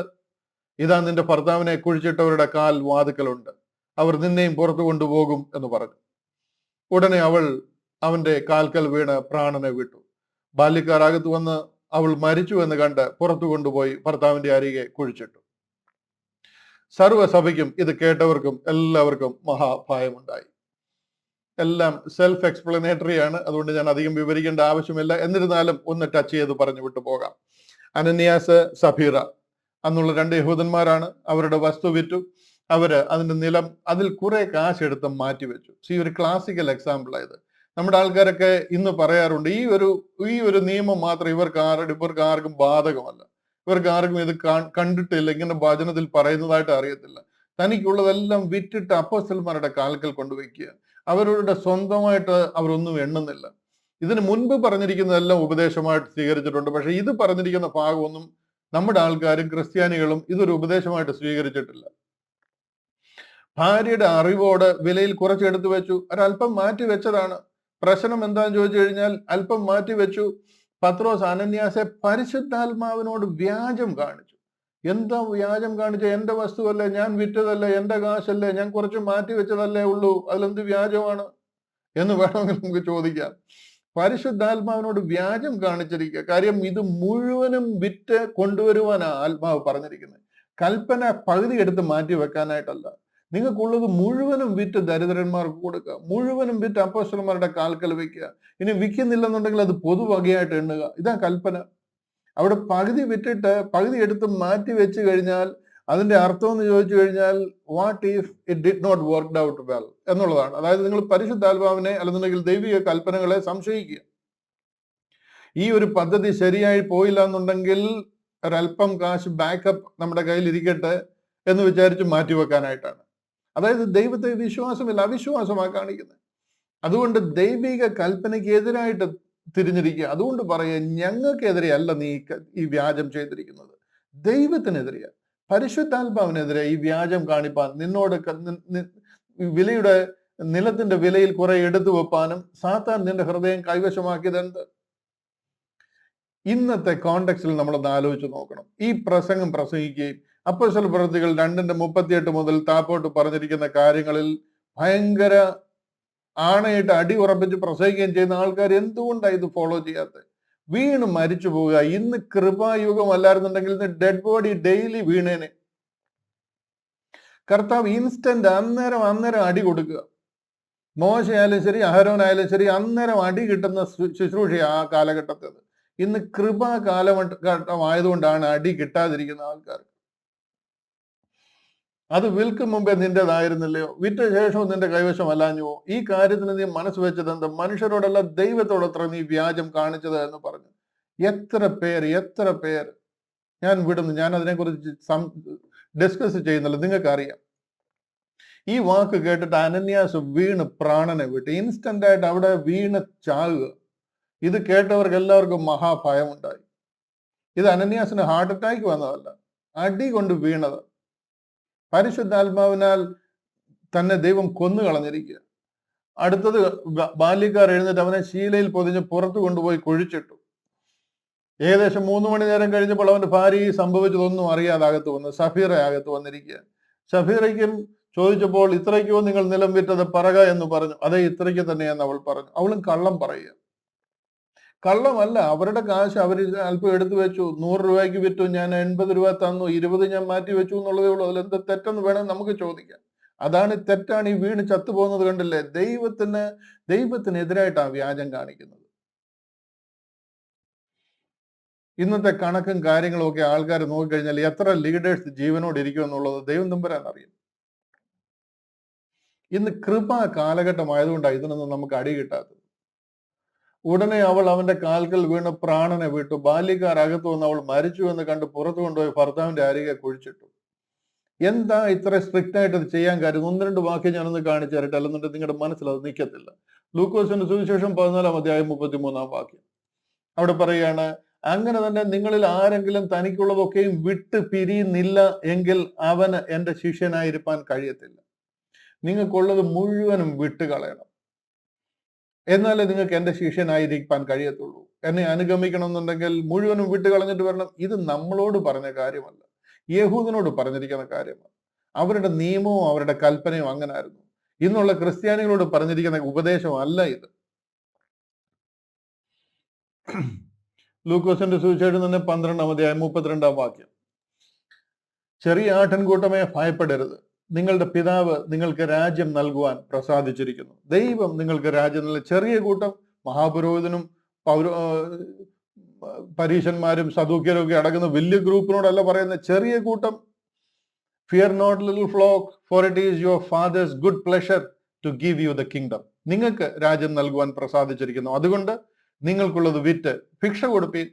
കള്ളൻ അടുക്കുകയോ പുഴു കെടുക്കുകയോ ചെയ്യാത്ത, സ്വർഗത്തിൽ പഴകിപ്പോകാത്ത മടിശീലകളും തീർന്നു പോകാത്ത നിക്ഷേപങ്ങളും നിങ്ങൾക്ക് ഉണ്ടാക്കിക്കൊള്ളുകയും. നിങ്ങൾക്കുള്ളതെല്ലാം വിറ്റ് ദരിദ്രന്മാർക്ക് കൊടുക്കാൻ പറയുക. മത്തായിയുടെ സുവിശേഷം 19-ാം അധ്യായം, മത്തായിയുടെ സുവിശേഷം 19-ാം അധ്യായം അതിന്റെ 21-ാമത്തെ വാക്യം. അവിടെ ഒരുത്തൻ വന്ന ഒരു ധനവാനായ ചെറുപ്പക്കാരൻ വന്ന് കർത്താവിനോട് ചോദിക്കുക, ഞാൻ നിത്യജീവനിൽ കടക്കാൻ എന്ത് ചെയ്യണമെന്ന് ചോദിക്കുമ്പോൾ കർത്താവ് പറയുക, യേശുവിനോട് സൽഗുണപൂർണനാകുവാൻ ഇച്ഛിക്കുന്നുവെങ്കിൽ നീ ചെന്ന് നിനക്കുള്ളത് വിറ്റ് ദരിദ്രർക്ക് കൊടുക്കുക, എന്നാൽ സ്വർഗത്തിൽ നിനക്ക് നിക്ഷേപം ഉണ്ടാകും, പിന്നെ വന്ന് എന്നെ അനുഗമിക്കുക എന്ന് പറഞ്ഞു. ഇതെല്ലാം ഇവരോട് പറഞ്ഞിരിക്കുന്നത് ദൈവിക കൽപ്പനയാണ്. ഇതാണ് അപ്പോസ്തല പ്രവൃത്തികൾ 13-ാം അധ്യായത്തിലും 2-ാം അധ്യായത്തിലും ഒക്കെ നമ്മൾ കണ്ടത്. അവരെല്ലാം വിറ്റ് അപ്പോസ്തലന്മാരുടെ കാൽക്കൽ കൊണ്ടുവയ്ക്കുക. ഇവിടെ അതിനോട് വ്യാജം കാണിച്ചതുകൊണ്ടാണ് അനന്യാസും സഫീറയും വീണ് മരിച്ചു പോകുന്നത്. താപ്പോട്ട് വായിക്കാം, ചില വാക്യങ്ങളൊക്കെ എടുത്ത് കാണിക്കേണ്ടതാണ്, പക്ഷെ എന്നുണ്ടെങ്കിൽ ഞാൻ അധികം നിൽക്കുന്നില്ല. ഇവിടെ പ്രവർത്തികൾ, അപ്പോസ്തല പ്രവർത്തികൾ നമുക്ക് വായിച്ച് മുന്നോട്ട് പോകാം. 5-ാം അധ്യായം അതിന്റെ 12-ാം വാക്യം മുതൽ വായിക്കാം. അപ്പോസ്തലന്മാരുടെ കയ്യാൽ ജനത്തിന്റെ ഇടയിൽ പല അടയാളങ്ങളും അത്ഭുതങ്ങളും നടന്നു. അവരെല്ലാവരും ഏക മനസ്സോടെ ശലോമോന്റെ മണ്ഡപത്തിൽ കൂടി വരിക പതിവായിരുന്നു. പന്തിരുവര് ശലോമോന്റെ മണ്ഡപത്തിൽ കൂടി വരിക, അതായത് യെരുശലേം ദേവാലയത്തിൽ കൂടി വരിക. ഇവിടെ വേറെ ഹോളിലൊന്നും അല്ല അവർ കൂടുന്നത്. അപ്പോസ്തല പ്രവൃത്തികൾ 2-ാം അധ്യായത്തിലെ ആത്മപകർച്ചയും പരിശുദ്ധാത്മാവിന്റെ അഭിഷേകവും ഒക്കെ കഴിഞ്ഞിട്ടും അവർ എന്നും ശലോമോന്റെ മണ്ഡപത്തിൽ, ആലയത്തിൽ, കാര്യം അവരാണ് ദൈവത്തെ ആരാധിക്കേണ്ടവർ, അവരുടെയാണ് ആലയം, അതിൽ കൂടി വരികയാണ്. അവരെല്ലാവരും ഏക മനസ്സോടെ ശലോമോന്റെ മണ്ഡപത്തിൽ കൂടി വരിക പതിവായിരുന്നു. വേറെങ്ങുമല്ല, അവർ യെരുശലേം ദേവാലയത്തിൽ ശലോമോന്റെ മണ്ഡപത്തിലാണ് കൂടി വരുന്നത്. മറ്റുള്ളവരിൽ ആരും അവരോട് ചേരുവാൻ തുനിഞ്ഞില്ല, ജനമോ അവരെ പുകഴ്ത്തി പോന്നു. ഇവരൊരു എലീറ്റ് ഗ്രൂപ്പാണ്, എന്തൊക്കെയോ പ്രത്യേക കാര്യങ്ങൾ ഇവരിൽ കൂടെ നടക്കുന്നു. അതുകൊണ്ട് ജനത്തിന് ഒത്തിരി ഭയമുണ്ടായി. മേൽക്കുമേൽ അനവധി പുരുഷന്മാരും സ്ത്രീകളും കർത്താവിൽ വിശ്വസിച്ചു ചേർന്ന് വന്നു. കുറെ പേര് ദൈവത്തിൽ വിശ്വസിച്ച് ചേർന്ന് വന്നുകൊണ്ടിരുന്നു. രോഗികളെ പുറത്തു കൊണ്ടുവന്നു. പത്രോസ് കടന്നു പോകുമ്പോൾ അവന്റെ നിഴൽ എങ്കിലും അവരിൽ വല്ലവരുടെയും മേൽ വീഴേണ്ടതിന് വീതികളിൽ വിരിപ്പിന്മേലും കിടക്കമേലും കിടത്തും. പോൾ നടന്നു പോകുമ്പോൾ പോളിന്റെ നിഴൽ അടിച്ചു കഴിഞ്ഞാൽ ഇവർ എഴുന്നേറ്റ് വീട്ടിൽ പോകും സൗഖ്യമായിട്ട്. അതുപോലുള്ള അത്ഭുതങ്ങളാണ് നടക്കുന്നത്. കർത്താവിന്റെ രക്തസ്രാവമുള്ള സ്ത്രീ കർത്താവിന്റെ തുണിയൽ ഡ്രസ്സിൽ തൊട്ട് കഴിഞ്ഞപ്പോഴത്തേന് ആ ഡ്രസ്സിൽ കൂടെ അവൾക്ക് സൗഖ്യം വ്യാപരിച്ചു നമ്മൾ കാണുവാനായിട്ട് ഇടയായി. എന്ന് കർത്താവ് തന്നെ അവരോട് പറയും, ഞാൻ ചെയ്തതിലും വലിയ അത്ഭുതങ്ങൾ നിങ്ങൾ ചെയ്യും, എന്നിൽ കൂടെ നടന്നതിലും വലിയ അത്ഭുതങ്ങൾ നിങ്ങൾ കൂടെ നടക്കുമെന്ന് പറഞ്ഞ ആ പ്രവചന നിവർത്തി പോലെ പീറ്റർ നടന്നു പോകുമ്പോൾ പത്രോസിന്റെ നിഴല്, റോഡിൽ ആൾക്കാരെ നിരത്തി കിടത്തിയിരിക്കുക, പത്രോസ് നടന്നു പോകുമ്പോൾ ആ നിഴൽ അടിക്കുന്നവര് സൗഖ്യമാകുക. അതുപോലെ ദൈവിക പ്രവൃത്തി അവരിൽ കൂടെ നടക്കുക. അവരിൽ വല്ലവരുടെയും മേൽ വീഴേണ്ടതിന് വീതികളിൽ വിരിപ്പിന്മേലും കിടക്കമേലും കിടത്തും. അതായിരുന്നു അവരിൽ കൂടെ നടന്ന അത്ഭുതങ്ങൾ. അവിടെ നിങ്ങൾക്ക് അതിന്റെ ആ ഒരു ഡിഗ്രി ഒന്ന് മനസ്സിലാക്കുവാൻ പറ്റുമെന്ന് ഞാൻ വിശ്വസിക്കുന്നു. അതുകൂടാതെ യെരുശലേമിന് ചുറ്റുമുള്ള പട്ടണങ്ങളിൽ നിന്ന് പുരുഷാരം വന്നുകൂടി രോഗികളെയും അശുദ്ധാത്മാക്കൾ ബാധിച്ചവരെയും കൊണ്ടുവരികയും അവരെല്ലാവരും സൗഖ്യം പ്രാപിക്കുകയും ചെയ്യും. ആരാ? ആപ്ലിക്കേഷൻ കൊടുത്തിട്ടുള്ളവർ മാത്രമല്ല, ഒരു ചിലർ മാത്രമല്ല, സ്റ്റേജിൽ കയറി വരുന്നവർ മാത്രമല്ല, എല്ലാവരും സൗഖ്യമാവുക. ഇത് ദൈവിക നടത്തിപ്പ്, ദൈവത്തിന്റെ അത്ഭുതകരമായ പ്രവൃത്തി അവിടെ നിറവേറുക, എല്ലാവർക്കും സൗഖ്യം കൊടുക്കുക. പിന്നെ മഹാപുരോഹിതനും സദൂക്യരുടെ മതക്കാരായ അവന്റെ പക്ഷക്കാരൊക്കെയും അസൂയ നിറഞ്ഞെഴുന്നേറ്റ് അപ്പോസ്തലന്മാരെ പിടിച്ച് പൊതു തടവിലാക്കി. നിങ്ങൾക്കറിയാം, ഇവർക്ക് ഇതിലൊന്നും ഒരു ആത്മീക നേതൃത്വം ഇവർക്കെതിരായിട്ട് തിരിഞ്ഞിരിക്കുക. അവർ അസൂയ പൂണ്ട് അപ്പോസ്തലന്മാരെ പിടിച്ച് പൊതു തടവിലാക്കി. ഇവരെ 12 പേരെ ഇവരെ പിടിച്ചിട്ട് തടവിലാക്കിയിരിക്കുക, കാരാഗ്രഹം മാതിരിയുള്ള തടവിലാക്കിയിരിക്കുക. എന്തിന്? യേശു ക്രിസ്തുവിനെ പ്രസംഗിക്കുന്നുണ്ട്. എന്തിന്? പിതാക്കന്മാർ കൊടുത്ത വാഗ്ദത്തങ്ങളെ, യേശു ക്രിസ്തുവിൽ കൂടി നിറവേറിയ സത്യങ്ങളെ പ്രസംഗിക്കുമ്പോൾ അതിന്റെ മുന്നിൽ നിൽക്കുന്നവരായിരിക്കുന്ന പുരോഹിതന്മാരും മേൽ ആളന്മാരായിട്ടുള്ളവരൊക്കെ അവർ അസൂയ പൂണ്ടിട്ട് ഇവർക്കെതിരെ തിരിഞ്ഞിരിക്കുക. ഇന്ന് നമ്മൾ ചെയ്യുന്നത് പോലെ തന്നെ നമ്മിൽ കൂടി നടക്കുന്ന ശുശ്രൂഷകൾ കാണുമ്പോൾ മറ്റുള്ളവർക്ക് ഇത് പിടിക്കത്തില്ല. നമ്മൾ പറയുന്നത്, നമ്മെ ഏൽപ്പിച്ചിരിക്കുന്നതും ദൈവവചനത്തിലെ സത്യങ്ങളുമാണ്. അത് ഇന്നത്തെ ഒത്തിരി പ്രസ്ഥാനക്കാർക്ക് അല്ലെന്നുണ്ടെങ്കിൽ വലിയ മത നേതാക്കന്മാർക്ക് അത് ഉൾക്കൊള്ളുവാൻ കഴിയത്തില്ല. അതേ സംഭവം തന്നെ, ആ സെയിം കോണ്ടെക്സ്റ്റ് ആണ് ഇവിടെ നടക്കുന്നത്. അസൂയ നിറഞ്ഞ് എഴുന്നേറ്റ് അപ്പോസ്തലന്മാരെ പിടിച്ച് പൊതു തടവിലാക്കി. രാത്രിയിലോ കർത്താവിന്റെ ദൂതൻ കാരാഗ്രഹത്തിന്റെ വാതിൽ തുറന്ന് അവരെ പുറത്തു കൊണ്ടുവന്നു. ഇവിടെ കർത്താവിന്റെ ദൂതന്റെ ഒരു ഇൻവോൾവ്മെന്റ് ഉണ്ടാവുകയാണ്.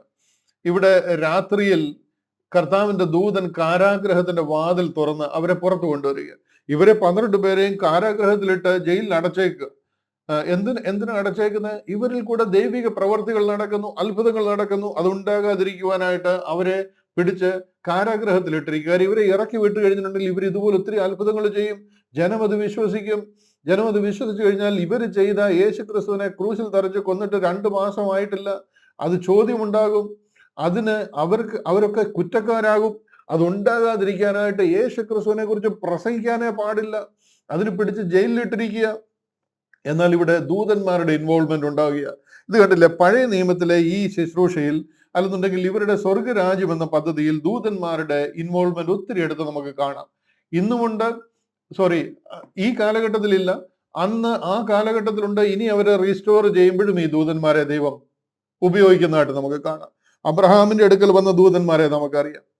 യാക്കോബ് ഓടിപ്പോകുമ്പോൾ ബഥേലിൽ ലൂസ് എന്ന് പറയുന്ന സ്ഥലത്ത് ഒരു കല്ല് തലേണയായിട്ട് വെച്ച് അവിടെ രാത്രിയിൽ ഉറങ്ങുമ്പോൾ ദൂതന്മാർ സ്വർഗത്തിലേക്ക് കയറി ഇറങ്ങുകയും ചെയ്യുന്ന സ്വപ്നവും, ഒത്തിരി ദൂതന്മാരുടെ ഇൻവോൾവ്മെന്റ് നമുക്ക് അവിടെ കാണുവാനായിട്ട് കഴിയും.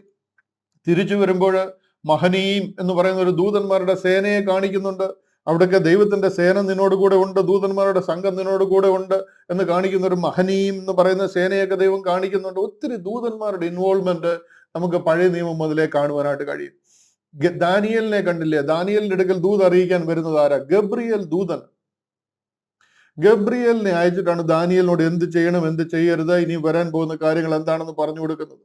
കർത്താവായ യേശു ക്രിസ്തുവിന്റെ ജനനം അറിയിച്ചത് ആരാ? ദൂതന്മാരാ.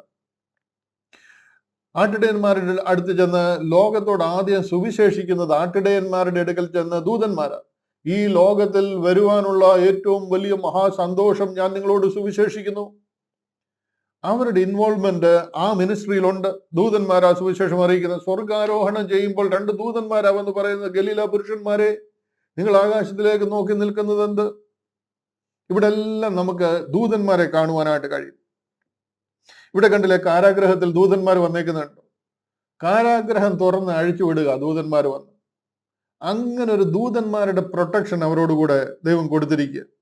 ഇനി ഇത് കഴിഞ്ഞിട്ട് വെളിപ്പാട് പുസ്തകം ഈ സഭകളെല്ലാം ഏകോപിപ്പിക്കുകയും ഇവരെല്ലാം തിരിച്ച് റീസ്റ്റോർ ആവപ്പെടുകയും റെവലേഷൻ നടക്കുമ്പോൾ വെളിപ്പാട് പുസ്തകത്തിൽ 14-ാം അധ്യായം വായിക്കുമ്പോൾ നമുക്ക് കാണാം, ഒരു ദൂതൻ ആകാശമധ്യേ പറക്കുന്നത് ഞാൻ കണ്ടു. അവൻ ആകാശത്തിൽ പറന്നുകൊണ്ട് ഒരു നിത്യ സുവിശേഷം ഇവരെ എല്ലാവരെയും അറിയിക്കും. ഇവിടെ എല്ലാം ഒരു ദൂതന്റെ ഇൻവോൾവ്മെന്റ് നമുക്ക് കാണുവാനായിട്ട് കഴിയും. എന്നാൽ ഗ്രേസ് ഗോസ്പലിൽ ദൂതന്മാരുടെ അങ്ങനെ ഒരു ഇൻവോൾവ്മെന്റ് ഇല്ല. ഇന്ന് നമുക്ക് അങ്ങനെ ഒരു ദൂതന്മാരുടെ ഒരു ഇൻവോൾവ്മെന്റ് ഈ കാലഘട്ടത്തിൽ ഒരു ദൂതനും വന്ന് നമ്മളെ അങ്ങനെ വന്ന് പ്രൊട്ടക്ട് ചെയ്യേണ്ട ഒരു ആവശ്യമെന്നില്ല. കാര്യം എന്താണെന്ന് ചോദിച്ചു കഴിഞ്ഞാൽ, നമ്മളെ ഇന്ന് ദൂതന്മാരെക്കാൾ അല്പം താഴ്ച വന്നവരായിട്ടാണ് ഈ ലോകത്തിൽ ദൈവം ആക്കിയിരിക്കുന്നതെങ്കിലും നാം ദൂതന്മാരെ വാഴുന്ന ലെവലിൽ സ്വർഗത്തിൽ നിത്യം വാഴുവാനായിട്ട് പോവുകയാണ്. കൊരിന്ത്യർ ലേഖനം 1 കൊരിന്ത്യർ 6-ാം അധ്യായമൊക്കെ പഠിക്കുമ്പോൾ നമുക്ക് കാണുവാനായിട്ട് കഴിയും, നമ്മുടെ ആജ്ഞയ്ക്ക് വേണ്ടിയിട്ട് നമ്മൾ വാഴുന്ന രീതിയിൽ നമ്മൾ ദൂതന്മാരെ വാഴും. മിഖായേലും ഗബ്രിയേലും ഒക്കെ നമ്മുടെ ആജ്ഞയ്ക്കായി കാത്തു നിൽക്കുന്ന ലെവലിൽ അതിന്റെ മേലെയാണ് നമ്മുടെ പൊസിഷൻ. യേശു ക്രിസ്തുവിന്റെ കൂട്ടവകാശികൾ എന്നുള്ള നിലയിൽ ലോകത്തെ നമ്മൾ വാഴും. നാം സ്വർഗത്തിൽ എന്താ പറയുന്നത്, we will be ruling and reigning in heavenlies. അതിന്റെ മേലെയാണ്, ദൂതന്മാരുടെ മേലെയാണ് നമ്മുടെ പൊസിഷൻ, നമ്മുടെ അധികാരം. ഇന്ന് നമുക്കൊരു ദൂതന്റെ പ്രൊട്ടക്ഷന്റെ ആവശ്യമില്ല. ഇന്ന് കർത്താവിന്റെ കൃപ നമുക്ക് മതി. യേശു ക്രിസ്തുവിന്റെ കൃപയാൽ നാം ഇന്ന് സുരക്ഷിതര. പഴയ നിയമത്തിലോ അല്ലെന്നുണ്ടെങ്കിൽ ഈ കിങ്ഡം ഓഫ് ഹെവന്റെ കാലഘട്ടത്തിലെ ദൂതന്മാരുടെ ഇൻവോൾവ്മെന്റ് മാതിരി ഇന്നൊരു ദൂതൻ നമ്മളെ പ്രൊട്ടക്ട് ചെയ്യുകയും നാളെ ആ ദൂതനെ നമ്മൾ പ്രൊട്ടക്ട് ചെയ്യുകയല്ല ചെയ്യുന്നത്. ആ ദൂതന്റെ എല്ലാം മേലെ അധികാരമുള്ള ഒരു നിലയിലാണ് ദൈവം നമ്മളെ ആക്കാൻ പോകുന്നത്. ഒരു അതിഭയങ്കരമായ പൊസിഷനാണ് ദൈവം നമുക്ക് തരാൻ പോകുന്നത്. അത് മനസ്സിലാക്കുകയും അതിൽ സന്തോഷിക്കുകയും ചെയ്യുന്നവർക്കായിട്ട് ഞാൻ ദൈവത്തെ സ്തുതിക്കുന്നു. ഹല്ലേലൂയ.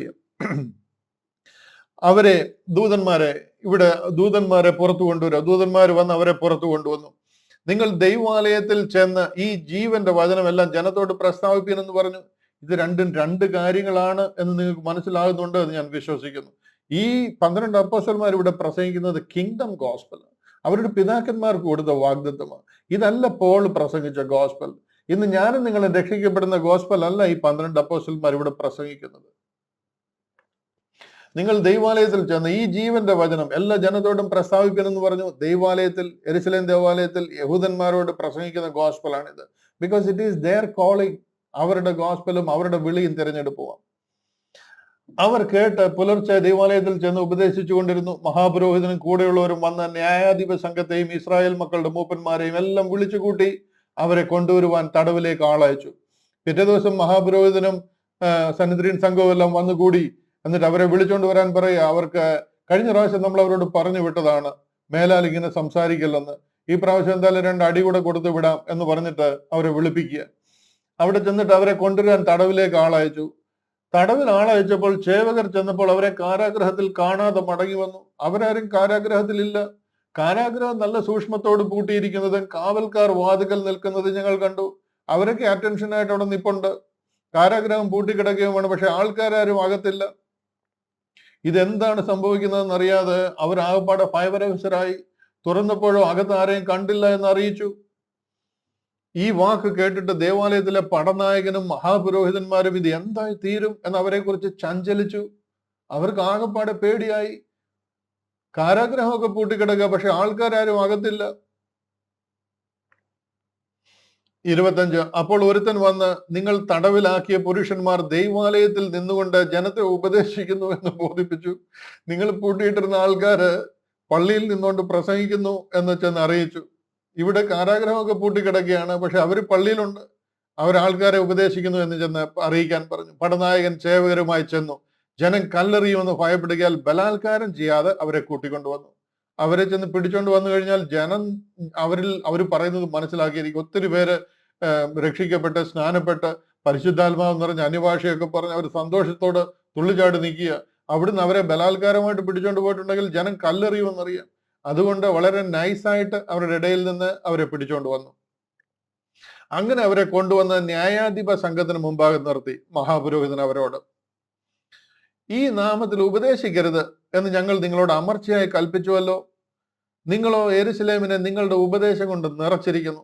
ആ മനുഷ്യന്റെ രക്തം ഞങ്ങളുടെ മേൽ വരുത്തുവാൻ ഇച്ഛിക്കുന്നു എന്ന് പറഞ്ഞു.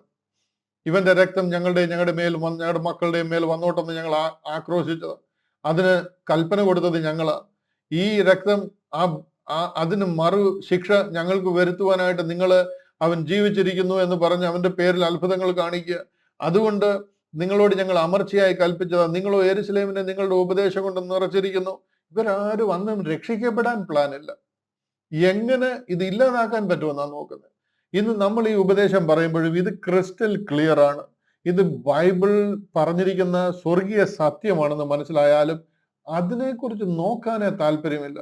എങ്ങനെ ഇവരെ ഒതുക്കാൻ പറ്റുമെന്നുള്ളതിനെ കുറിച്ചാണ് ചിന്തിക്കുന്നത്. ഇതേ കാര്യം തന്നെയാണ് സാധാരണ അന്നും അതേ ട്രിക്ക് തന്നെയാണ് ഉപയോഗിക്കുന്നത്. എന്നാൽ ഗുണപ്പെടാനുള്ള വഴിയല്ല നോക്കുന്നത്. സത്യം ഇതാണ്, എങ്ങനെങ്കിലും രക്ഷിക്കപ്പെടണമെന്നല്ല നോക്കുന്നത്. മഹാപുരോഹിതനൊക്കെ ഒറ്റ നിമിഷം കൊണ്ട് മാറിയാൽ ആ ഇസ്രായേൽ മുഴുവൻ രക്ഷിക്കപ്പെടുക. അവർ മുഴുവനും രക്ഷിക്കപ്പെടുക. യഥാ രാജ തഥാ പ്രജ എന്ന് പറഞ്ഞതുപോലെ മുഴുവൻ പേരും രക്ഷിക്കപ്പെടുക. ഇന്ന് ഈ പറഞ്ഞതുമാതിരി ഒത്തിരി നേതാക്കന്മാരുണ്ട്. ഒന്നോ രണ്ടോ പേരും രക്ഷിക്കപ്പെട്ടു കഴിഞ്ഞാൽ ഈ സത്യം മനസ്സിലാക്കിയാൽ ലക്ഷക്കണക്കിന് ആൾക്കാർ തിരിയുന്ന മാതിരിയുള്ള ആൾക്കാർ ഇന്ന് നമ്മുടെ ഇടയിലുണ്ട്. പക്ഷെ അവരൊക്കെ നമ്മളെ എങ്ങനെ ഫിക്സ് ചെയ്യാന്നുള്ളതിനെ കുറിച്ചാണ് ചിന്തിക്കുന്നത്. ഇതിൽ ഈ പറയുന്നതിൽ എന്തെങ്കിലും സത്യമുണ്ടോ, ഇവർ ചെയ്യുന്നതിൽ എന്തെങ്കിലും വാസ്തവമുണ്ടോ എന്നില്ല. ഇവരെ എങ്ങനെ ഇല്ലായ്മ ചെയ്യാം. നിങ്ങളോ യെരൂശലേമിനെ നിങ്ങളുടെ ഉപദേശം കൊണ്ട് നിറച്ചിരിക്കുന്നു. ആ മനുഷ്യന്റെ രക്തം ഞങ്ങളുടെ മേൽ വരുത്തുവാൻ ഇച്ഛിക്കുന്നു എന്ന് പറഞ്ഞു. അതിന് പത്രോസും ശേഷം അപ്പോസ്തലന്മാരും മനുഷ്യരെക്കാൾ ദൈവത്തെ അനുസരിക്കേണ്ടതാകുന്നു. ഞങ്ങൾക്ക് നിങ്ങളെ പേടിയില്ല, ഞങ്ങൾ ദൈവത്തെ അനുസരിക്കുന്നു. നിങ്ങൾ മരത്തിൽ തൂക്കിക്കൊന്ന യേശുവിനെ നമ്മുടെ പിതാക്കന്മാരുടെ ദൈവം ഉയർപ്പിച്ചു. അത്ര ബോൾഡായിട്ടാണ് ആ കാര്യം പറയുന്നത്. 1.5 മാസം മുമ്പ് കർത്താവിനെ ക്രൂശിച്ചു കൊന്നവരുടെ മുഖത്ത് നോക്കിയായി പറയുന്നത്. അതാ ധൈര്യം. പരിശുദ്ധാത്മാവിനാൽ നിങ്ങൾക്ക് ശക്തി ലഭിച്ചിട്ട് നിങ്ങൾ യെരൂശലേമിലും യഹൂദയിലും എല്ലായിടത്തും പോകുമെന്ന് പറഞ്ഞതിന്റെ ആ ശക്തി ഇതാണ്. ഇസ്രായേലിന് മാനസാന്തരവും പാപമോചനവും നൽകുവാൻ ദൈവം അവനെ പ്രഭുവായും രക്ഷിതാവായും തന്റെ വലം കൈയാൽ ഉയർത്തിയിരിക്കുന്നു. ഒരു വാക്യം കൂടി ഞാനൊന്ന് കാണിക്കാം. ലൂക്കോസിന്റെ സുവിശേഷം 21-ാം അധ്യായം 12-ാം വാക്യം. ഇവിടെ കർത്താവ് പറയാ, ഇതുപോലുള്ള സംഗതികൾ ഉണ്ടാകും. ഇതൊന്നും യാദൃച്ഛികമല്ല. This has to happen. ഇതുണ്ടാകും. അന്ന് നിങ്ങൾ വ്യാകുലപ്പെടേണ്ട കാര്യം, പരിശുദ്ധാത്മാവ് നിങ്ങളോട് കൂടെ ഉണ്ട്. ഇതെല്ലാറ്റിനു മുമ്പേ എൻ്റെ നാമം നിമിത്തം അവർ നിങ്ങളുടെ മേൽ കൈവച്ച് രാജാക്കന്മാരുടെയും നാടുവാഴികളുടെയും മുമ്പിൽ കൊണ്ടുപോയി ഉപദ്രവിക്കുകയും പള്ളികളിലും തടവുകളിലും ഏൽപ്പിക്കുകയും ചെയ്യും. കർത്താവായ യേശു ക്രിസ്തു പന്തിരുവരോട് പറഞ്ഞേക്കുന്ന കാര്യമാണ്. ഇത് അതുപോലെ നിവർത്തിയായിക്കൊണ്ടിരിക്കുക ഇപ്പം. അതുകൊണ്ട് പേടിക്കണ്ട എന്ന് പറയുക. അത് നിങ്ങൾക്ക് സാക്ഷ്യം പറവാൻ തരമാകും. കണ്ടോ, ഈ സമയത്ത് നിങ്ങളൊന്നും ഭയപ്പെടണം. ആകയാൽ പ്രതിവാദിപ്പാൻ മുമ്പ് കൂട്ടി വിചാരിക്കാതിരിക്കേണ്ടതിന് മനസ്സിൽ ഉറച്ചുകൊള്ളുവിൻ. ഞാൻ എന്ത് ചെയ്യും, ഞാൻ എങ്ങനെ ഇതിനെ ഈ മഹാപുരോഹിതന്റെ അടുക്കൽ അവതരിപ്പിക്കും എന്നുള്ളതിനെ കുറിച്ചൊന്നും ഭയങ്കര ബേജാറാവണ്ട. അതിനെല്ലാം പരിശുദ്ധാത്മാവ് നിങ്ങൾക്ക് അതുപോലെ നിങ്ങളുടെ മനസ്സിൽ തോന്നിപ്പിക്കും എന്ന് പറയുക. നിങ്ങളുടെ എതിരികൾക്ക് ആർക്കും ചെറുപ്പാനോ എതിർപ്പാനോ കഴിയാത്ത വാക്കും ജ്ഞാനവും ഞാൻ നിങ്ങൾക്ക് തരും.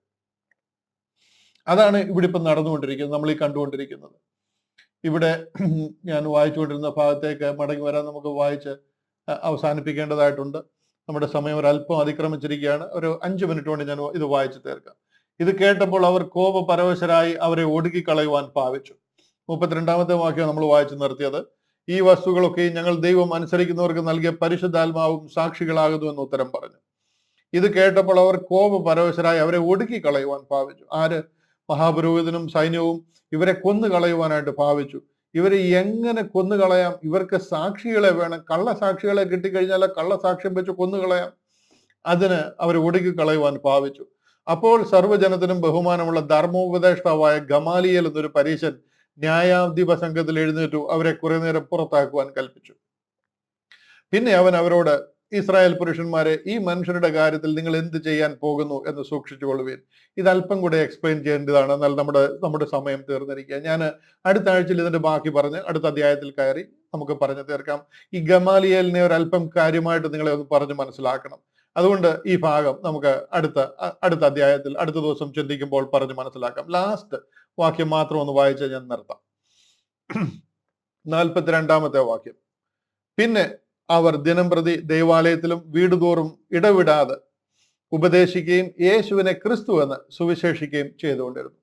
എന്താ ഇവർ സുവിശേഷിച്ചുകൊണ്ടിരുന്നത്? അവസാനത്തെ വാക്യമാണ്. വീടുതോറും കയറി ഉപദേശിക്കുകയും യേശുവിനെ ക്രിസ്തു എന്ന് സുവിശേഷിക്കുകയും ചെയ്തുകൊണ്ടിരുന്നു. This is their gospel. യേശു തന്നെ ക്രിസ്തു എന്ന് പ്രസംഗിക്കണം. ഇതാ ഇവരുടെ ഗോസ്പൽ. എന്നാൽ ഇതല്ല നമ്മുടെ ഗോസ്പൽ. യേശു തന്നെ ക്രിസ്തു എന്നുള്ളതല്ല നമ്മുടെ ഗോസ്പൽ. മറിച്ച് കർത്താവ് നമ്മുടെ പാപങ്ങൾക്ക് വേണ്ടി തിരുവെഴുത്തുകളും പ്രകാരം മരിച്ചു, അടക്കപ്പെട്ടു. തിരുവെഴുത്തുകളും പ്രകാരം 3-ാം നാൾ ഉയർത്തെഴുന്നേറ്റിരിക്കുന്നു. അതാണ് നമ്മുടെ ഗോസ്പൽ. ഇതിലെ വ്യത്യാസം ഇതാണ്. അവർക്ക് യേശു തന്നെ ക്രിസ്തു എന്നറിഞ്ഞാൽ മതി. നാം കാത്തിരുന്ന മശിഹ യേശുവാണ് എന്ന് വിശ്വസിച്ചാൽ മതി. അതാണ് പത്രോസ് വിശ്വസിച്ചത്. ബർയോന ശീമോനെ, ജഡരക്തങ്ങളല്ല നിങ്ങൾക്ക് ഇത് വെളിപ്പെടുത്തി തന്നത്, എൻ്റെ സ്വർഗസ്ഥനായ പിതാവാണ് എന്ന് കർത്താവ് പറയുക. എന്നാൽ ആ ഒരു സുവിശേഷത്തിലല്ല നാം ഇന്നായിരിക്കുന്നത്. നമ്മുടെ രക്ഷ കർത്താവായ യേശു ക്രിസ്തുവിന്റെ ക്രൂശിലാണ്. ആ ക്രൂശിലൂടെ നിവർത്തിച്ചിരിക്കുന്ന രക്ഷയുടെ പ്രവർത്തിയില്ല. ക്രിസ്തു നമ്മുടെ പാപങ്ങൾക്ക് വേണ്ടി തിരുവെഴുത്തുകളും പ്രകാരം മരിച്ചു, അടക്കപ്പെട്ടു. തിരുവെഴുത്തുകളും പ്രകാരം 3-ാം നാൾ ഉയർത്തെഴുന്നേറ്റിരിക്കുന്നു എന്നുള്ള ആഴമായ, അടിപതരാത്ത, അചഞ്ചലമായ വിശ്വാസം, അതാണ് നമ്മുടെ സുവിശേഷം. അത് പ്രസംഗിക്കുവാനാണ് എന്നെ നിങ്ങളെ ദൈവമാക്കിയിരിക്കുന്നത്. എന്നാൽ ഇതിലെ ആ വ്യത്യാസം നമുക്ക് മനസ്സിലാകുകയും ആ 9-ാമത്തെ അധ്യായം കഴിഞ്ഞ് അടുത്ത അധ്യായങ്ങളിലേക്ക് കയറുമ്പോൾ പരിശുദ്ധാത്മാവിനാൽ അതിലൂടെ പ്രസംഗിക്കുന്ന ആ സ്വർഗീയ സുവിശേഷം നമ്മൾ കേൾക്കുകയും ചെയ്യുമ്പോൾ ഈ അപ്പോസ്തല പ്രവർത്തികൾ കൂടി എങ്ങനെ കാര്യങ്ങൾ ന്യായപ്രമാണത്തിൽ നിന്ന് കൃപയിലേക്ക് കൈമാറ്റപ്പെട്ടു എന്ന് നമുക്ക് മനസ്സിലാക്കുവാനായിട്ട് കഴിയും. ഇത് നിങ്ങൾക്ക് അനുഗ്രഹമാകുന്നു എന്ന് ഞാൻ വിശ്വസിക്കുന്നു.